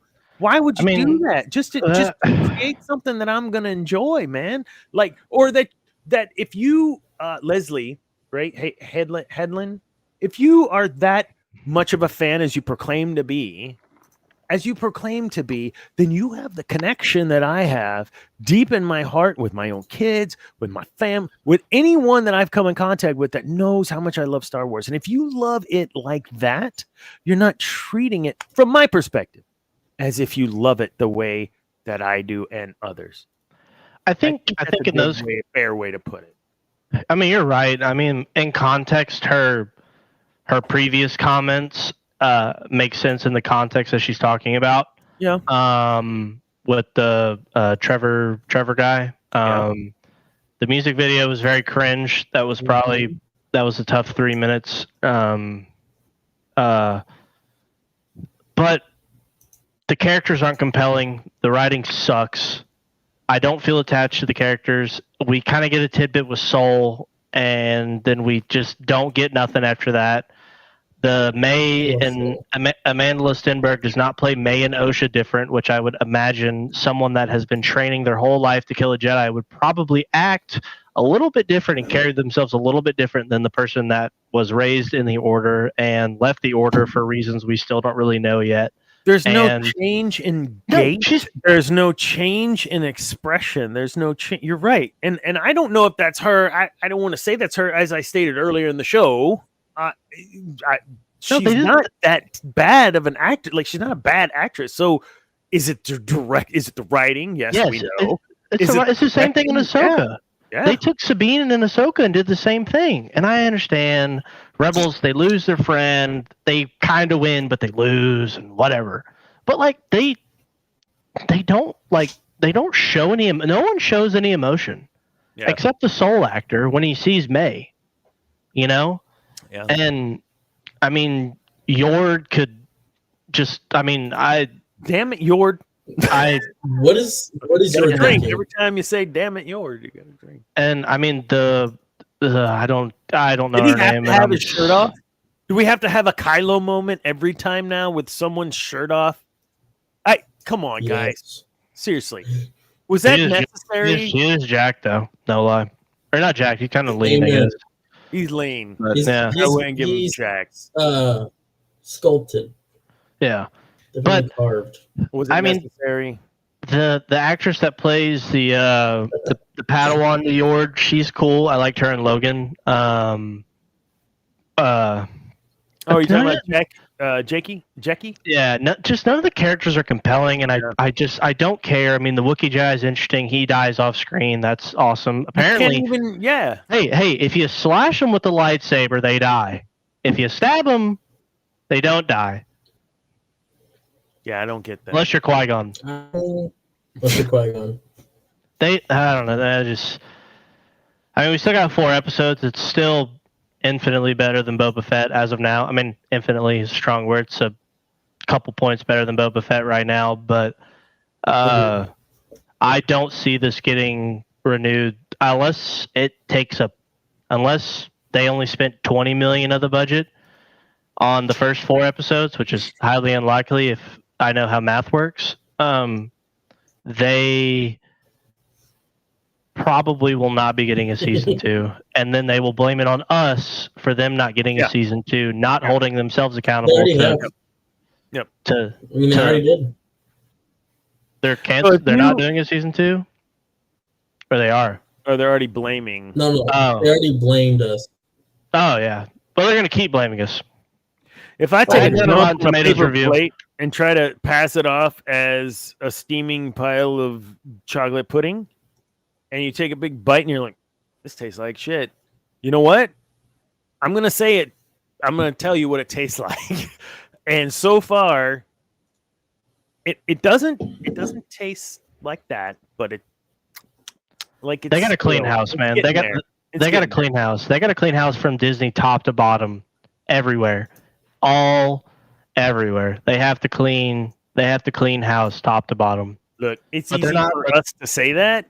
They're not going to. It's not so easy for them to do. But to our point earlier in the show, shareholders have a lot of power.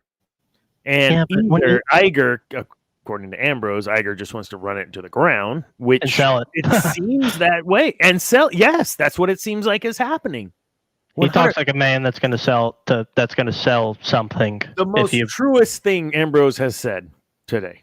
If I buy a pair of shoes and they fall apart on my walk home, it's not toxic to say that the pair of shoes in question sucks. I agree. Shout out to Ambrose. I think that's what I'm trying to do, is say this piece, this part, the shoes suck. This other stuff has potential, but don't screw it up. But I can't trust you not to screw it up. And that's where we are with Soul. We talked about Soul, and I want to get your opinion on him. We talked about Soul and that he's my favorite character. Everything about his compassion, his me as a people leader, everything about it, like I can relate to this person. Now, my fear is because it's that kind of a character that he's going to be killed and whatever. Like, they're not going to let that person survive and be successful. Something bad's going to happen, and it's going to be his fault, and he's going to get killed. That's where I'm at with Soul. What do you think's going to happen with Soul? How do you feel about Soul today? Cameron, what are your thoughts? We've already talked about it. I like Soul. Probably the most compelling character in the show, minus the Wookiee Jedi. And Carrie-Anne Moss, because I just like the Matrix. But they're relying more on the fact that we know Carrie-Anne Moss versus the fact that her character's compelling, which is typically the exact opposite of what they've done in the past. I think I thoroughly... I'm sorry. Oh, God. Tonight's episode was pretty good until the actors had to speak the lines written. Oh, the Geek and I. Thank you. That was fantastic. Sorry. Go ahead. I just thoroughly cannot stand how the Jedi are being portrayed. Yep. And I thoroughly cannot stand this thing in modern media that there is no good and bad. It's just from your perspective. When the creator of this franchise said that the light side of the Force is the good side, the dark side takes and takes and takes and eats you up. Yeah, we talked about the Force corruption, how that taint of the dark side actually changes you physically in your appearance. And we talked about Sidious and his potential of Force mask in Legends and all those. You missed some great shit tonight, man. I know. I probably with how softball went, I much would have rather have been here. But no, I mean, it's just I want there to be heroes and I want there to be villains. And I always wanted to be a Jedi growing up. I would have loved nothing more than to have been Luke Skywalker, as everyone on this listen to me probably would have guessed. But these Jedi suck. Every time they're on the screen, I get visibly angry with how they portray themselves. And I understand the Jedi in the prequels kind of cringe, but still badass. Want to be a Jedi, you know? Yeah. And, you know, it's good. The Jedi are going to do they're probably going to make it to where the Jedi are trying to kill the witches and take the kids. Why are they trying to take kids that are over the age of 4, which is typically around the age of Jedi would quote unquote take children? You know, the Chosen One had the highest midichlorian count, or swamped Yoda's midichlorian count. They wouldn't even take him. I only took him in because it was Qui-Gon's dying wish, and they were going to lose Obi-Wan if they didn't let Obi-Wan train him. Because May doesn't kill Torben. He kills himself. We talked about that too, man. Tell me about that. The suicide. Come on. First off, he looks 18 and 50 at the same time. That makeup was horrendous. I love him in Game of Thrones because he was Prince Tommen, right? Tommond? Yeah, Tommen Baratheon, whatever. He kills himself. Why? We don't know. We thought we were doing the right thing. Well, what is it? I understand it's a mystery, whatever. But that doesn't make any sense. You know, they do like in episode 3, they do like the panel to something going on in the computer room that the Zabrak lady goes in and tries to look at or whatever. Yeah. Why are they trying to hunt this coven of witches? Because they've been ostracized or whatever they say. Why? What are you? I don't understand. Why? What is so special about this coven? Look, I mean, the fact that they created Force-sensitive children. I think we're missing the point, Cam. The point is not anything to do with them. It's everything to do with the evil, overpowered Jedi that are pushing their ideology on everybody. I think that's the message that's being portrayed, at least what I've seen so far. And that the power that they're holding on to and not sharing with everybody makes them the villains in this. But the Jedi say the kids don't have to come if the mothers don't want them to come. That doesn't make any sense, man. I'm just saying. And how does everyone die? She lit a freaking piece of paper on fire. Like how? And stone walls in the home. With the book, and the whole mountain blows up. Down, but they're not charred, right? They're not charred. Then why? Why would the Jedi kill them? Why? What is the point? What is why? It doesn't make any sense why they would do that.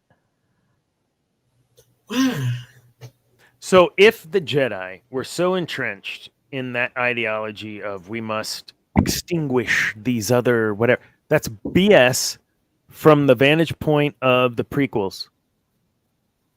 And they wouldn't do that without the council knowing, man. That's right. So you would have never had the whole thing with old, what's his name, Anakin and Dooku. Anakin was like, no, I'm not going to kill him. Like, this is the ideology of the Jedi. That never would have happened. We're not going to tell anyone about this shit. We're not going to blah, blah, blah. I just cannot believe this wouldn't happen. Even Yoda said we must tread lightly, right? Because something is wrong. Not we must hide everything and keep it all. No. So we should be cautious how we come out of this. I sense a plot to overthrow the Jedi. That's a totally different thing than the Jedi want to hold all the power to themselves. The blah, blah, blah. Like all the shit we're getting now is totally different than the way it was portrayed, even in the prequels, even in their complacency and failures that we point out on this show often. It was never like that. That, to me, is a bunch of hokum BS. That's not, I can't accept that that's now how it is or how it was. I can't accept that. You just broke the Jedi for me. Like, you just broke the Jedi. Because you can't have any good guys, Dana. That's the whole point. You can't have good guys anymore. Everybody's gray. And if you think gray Jedi's a thing, get out the chat because it's not a thing. I'm not vibing with it. Sorry if anybody thinks gray Jedi is a thing. Not a thing. 100% not a thing. Concept. Absolutely. It's not a thing from your boy Lucas. It's not a thing from Filoni. It's not a thing from what's his name? Lost his mind over that. We played that clip. Freddie Prinze Jr. There's no gray Jedi. Absolutely not. No. This is, yeah. Oh, yes. This is what it feels like. It feels like that you're watching kids play Star Wars on the playground, and they're just making stuff up as they go. That's okay. Now, what if we do this? And I didn't want to go into bash mode with this. We've been very fair so far, but dang it, Cam, you get on here and now you got me all riled. I'm being fair, man. Like, I don't know how I'm not being fair. What's one thing you really do like outside of Soul? What's one thing you do like about the show? I took it away. You got this. The ships look interesting to me. Oh my god! I would maybe buy a Lego. Come on. Really? Is that all? Nothing else in this entire series. I mean, I like Soul. I mean, does that count? I like Jackie. I thought the training thing with Jackie was cool. Yeah. I like Jackie, and I like how Jackie's trying to be the good Jedi, and she's, got compassion, friends, whatever. And you see that with Obi-Wan and Anakin at that last time they see each other before they face each other. There's a lot of love there, a lot of attachment there. So where the Jedi don't, I agree with Anakin where he says in episode 2, the Jedi are actually encouraged to have attachment. It's implied through compassion, because if you have compassion, blah, blah, blah. Like, I agree with that. I think it's a little bit of a stretch from a rationale of Jedi, but I agree with that.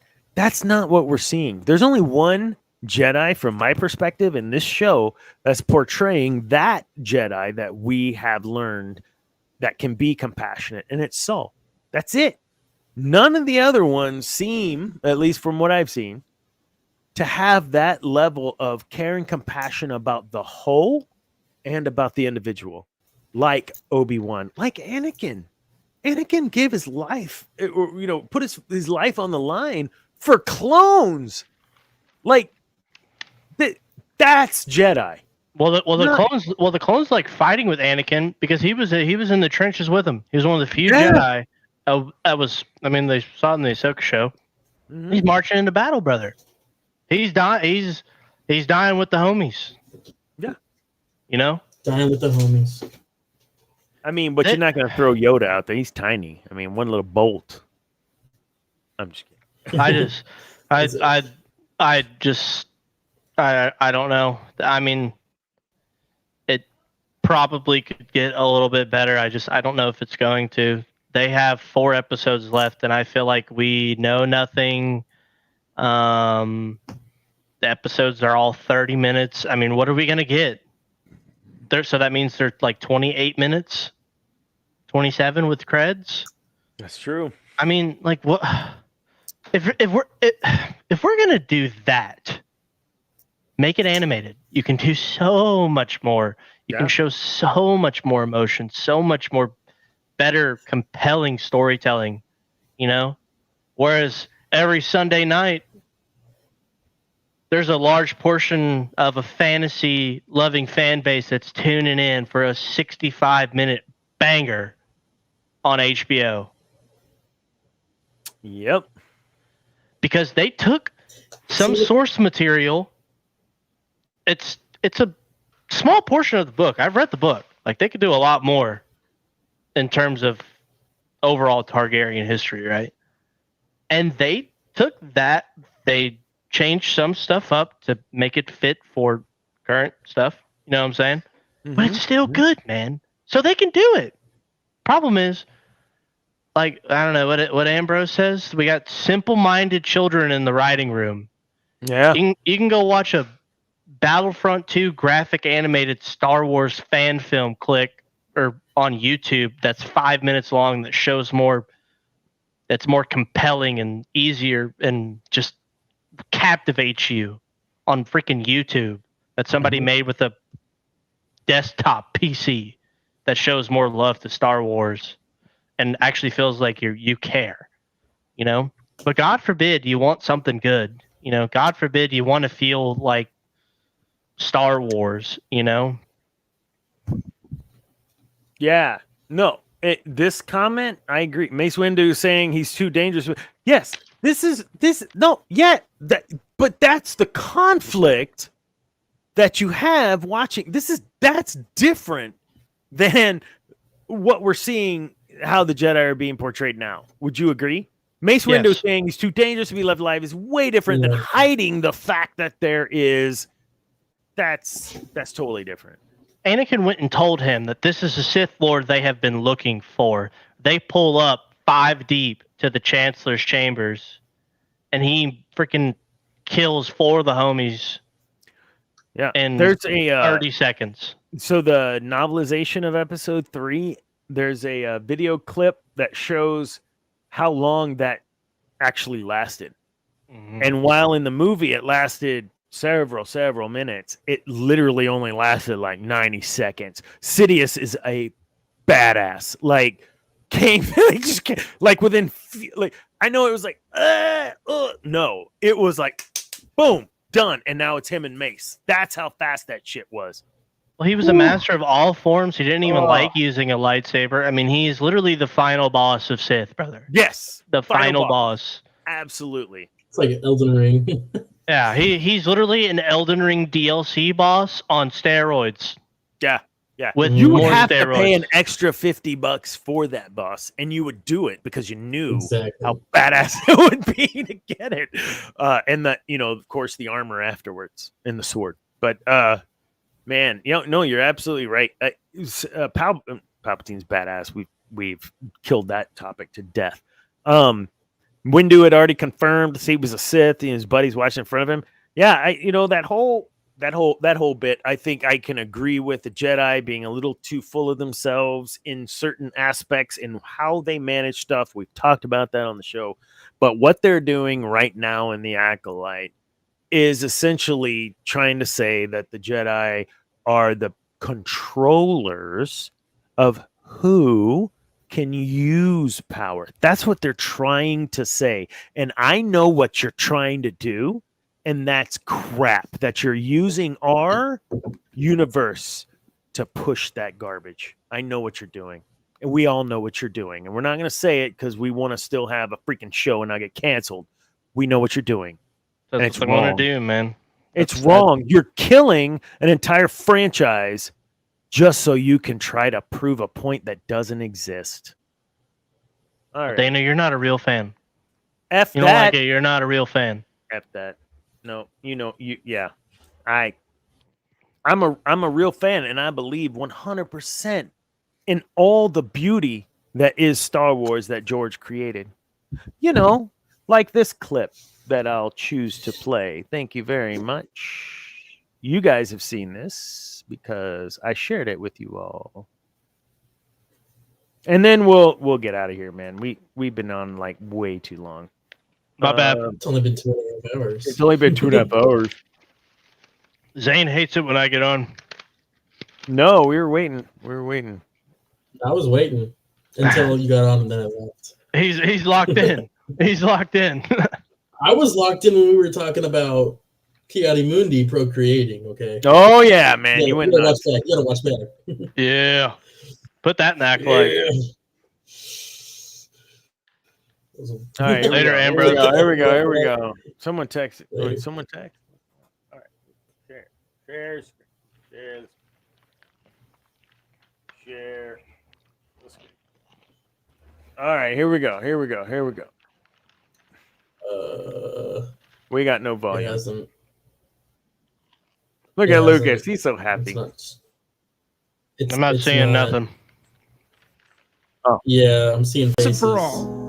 That the garbage that Disney has been pelling out is not real Star Wars. Let's listen to the creator of Star Wars. I would say, well, it's all white men. Most of the people are aliens. And the idea is that you're supposed to accept people for what they are, even if they're big and furry, or whether they've got they're green and whatever. The idea is all the people are equal. There's no women in the movies. Who do you think the heroes are in those films?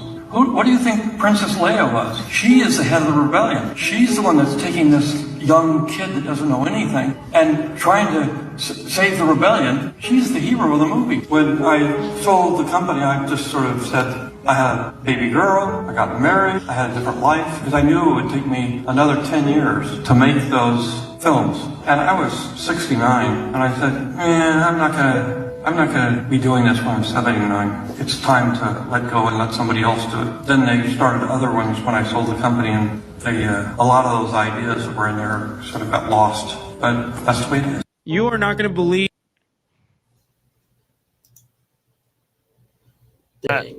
Look, it looks good though for being what 80 something.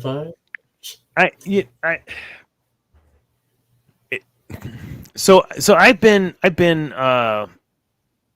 had the opportunity, a blessing, to create teams, right? To create departments in what I do, and having to hand that off to someone else is so hard.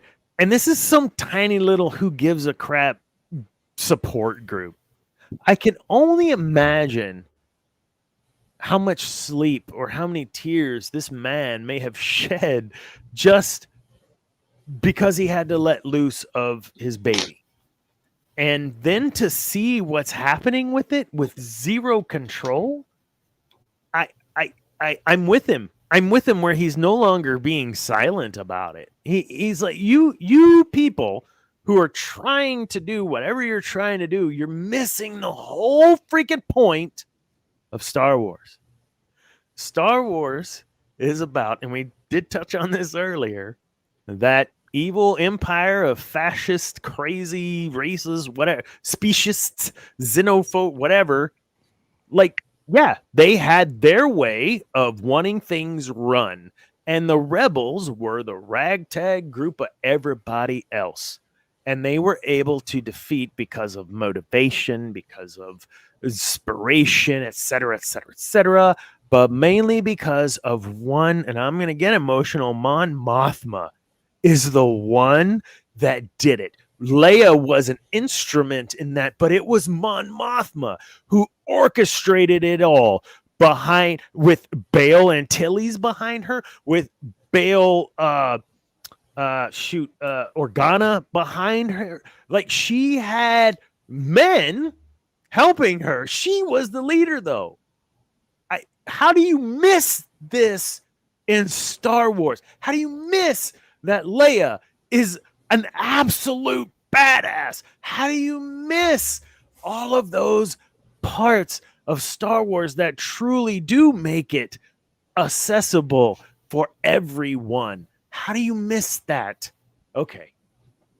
You got to remember, man, this is the same group that never had Han, Leia, and Luke on the same screen in the theaters. Not once. No. Oh, well. Look, remember, we can't change the past, though, right? And we can't change we can't change the future because we can choose to spend our money where we want to spend our money. As I stated in the beginning of the show, and I'll state it again as we're nearing the end, if I didn't have a Sith podcast, I would not be watching episode 5. But I will watch episode 5 for the benefit of everyone else. Maybe good, man. You never know. It could be. But I started out very level playing field, ready, writing articles about how excited I was about it. Episode 1 and 2, I'm with you guys. I was like, all right, cool, it's all right. And then bam, and now we'll see what happens. One last piece for you, Cam. I got to go back over here to think. Master Torben, that became a very big topic tonight. Suicide, Jedi committing suicide, not Jedi Kanan sacrificing himself on behalf of Phoenix, straight up just killing himself. How do you feel about that? You know my honest answer? I want your honest answer, but I don't.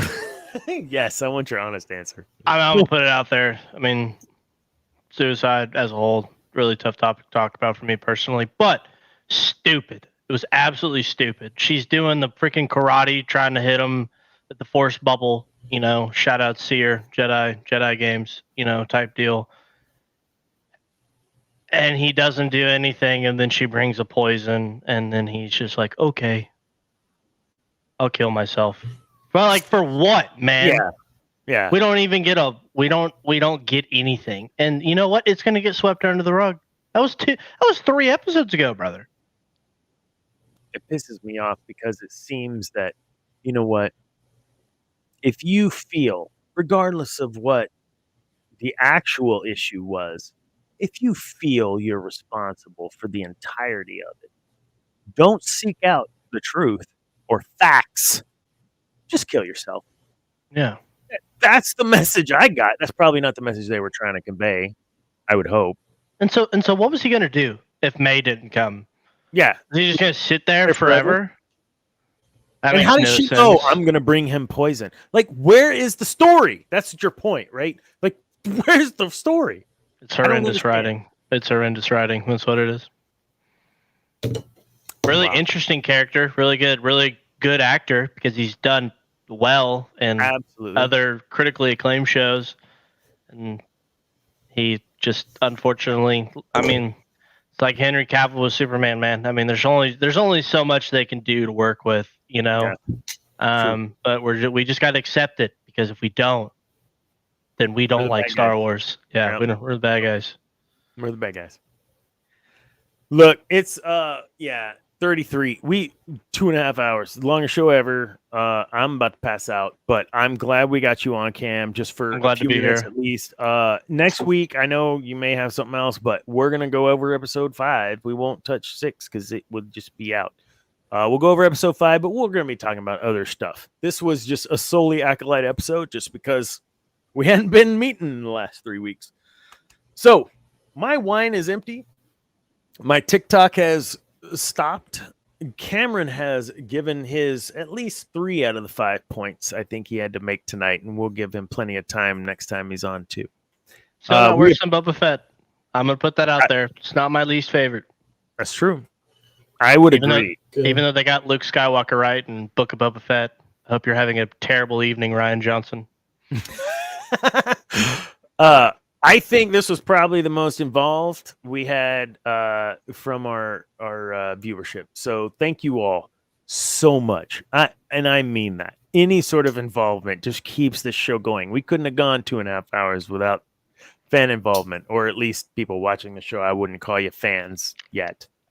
So episode 40, I would say success. Appreciate everyone tuning in. Those of you that did join on the TikTok for a while, that was awesome too. Zane, good to see you again, although I see you often. Eris Korriban, Madison, not Madison Martin anymore. Oh my goodness. My daughter, she is Eris Korriban. She joined tonight and was totally involved. Thank you for that too.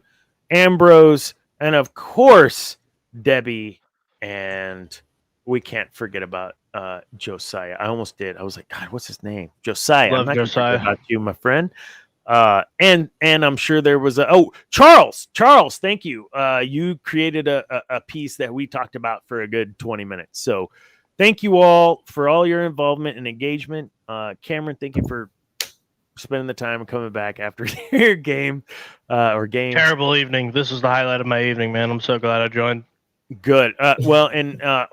Andrew Haley, thank you for joining too. Even though you pointed out that loss that was hard to swallow last night. Yes, it was hard to swallow, but thank you for thinking of me in that moment. The Maggies, man, next year. Except for then I didn't know that Jim Schlesinger or whatever guy, he went over to UT. Are you kidding me? That man is an Hey, Jim Schlesinger, you are an absolute not great turd. Man. You should apologize to the Texags reporter. That's worse than Saban. What he That's did worse something than in Saban. the report, like with the Texags reporter. What happened? What I miss?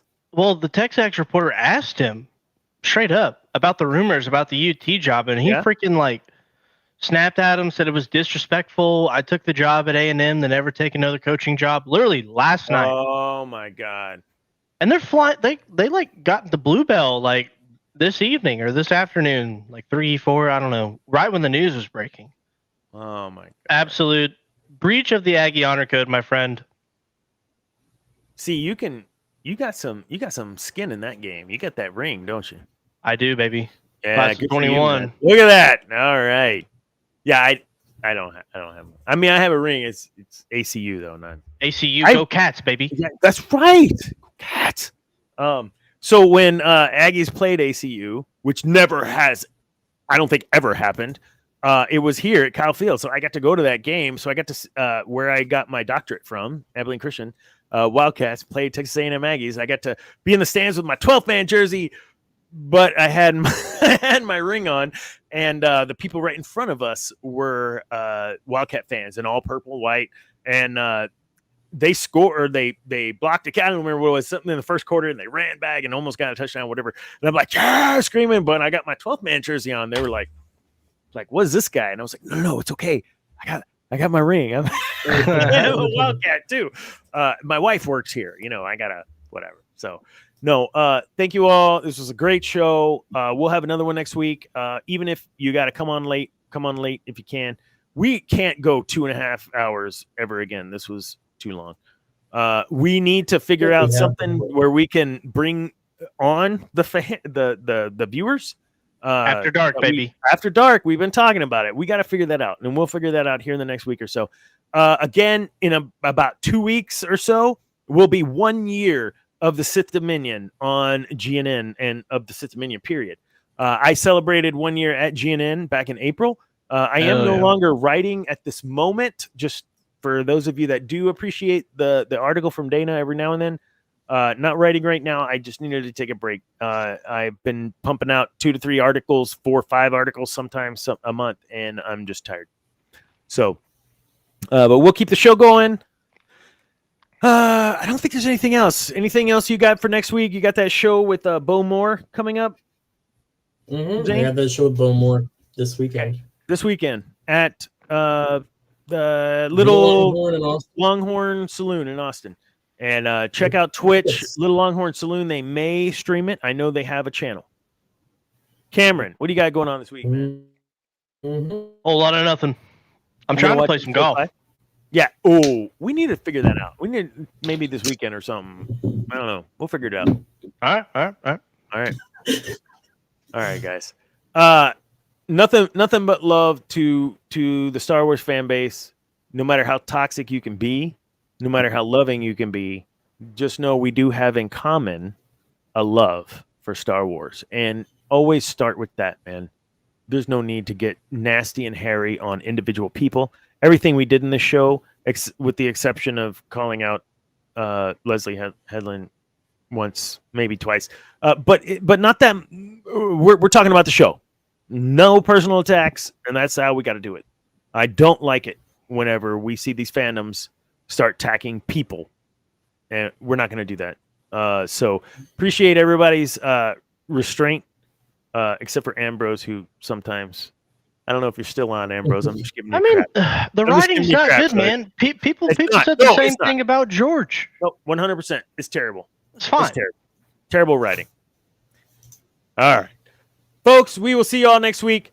Remember, kids, peace is a lie. There is only passion. Good night.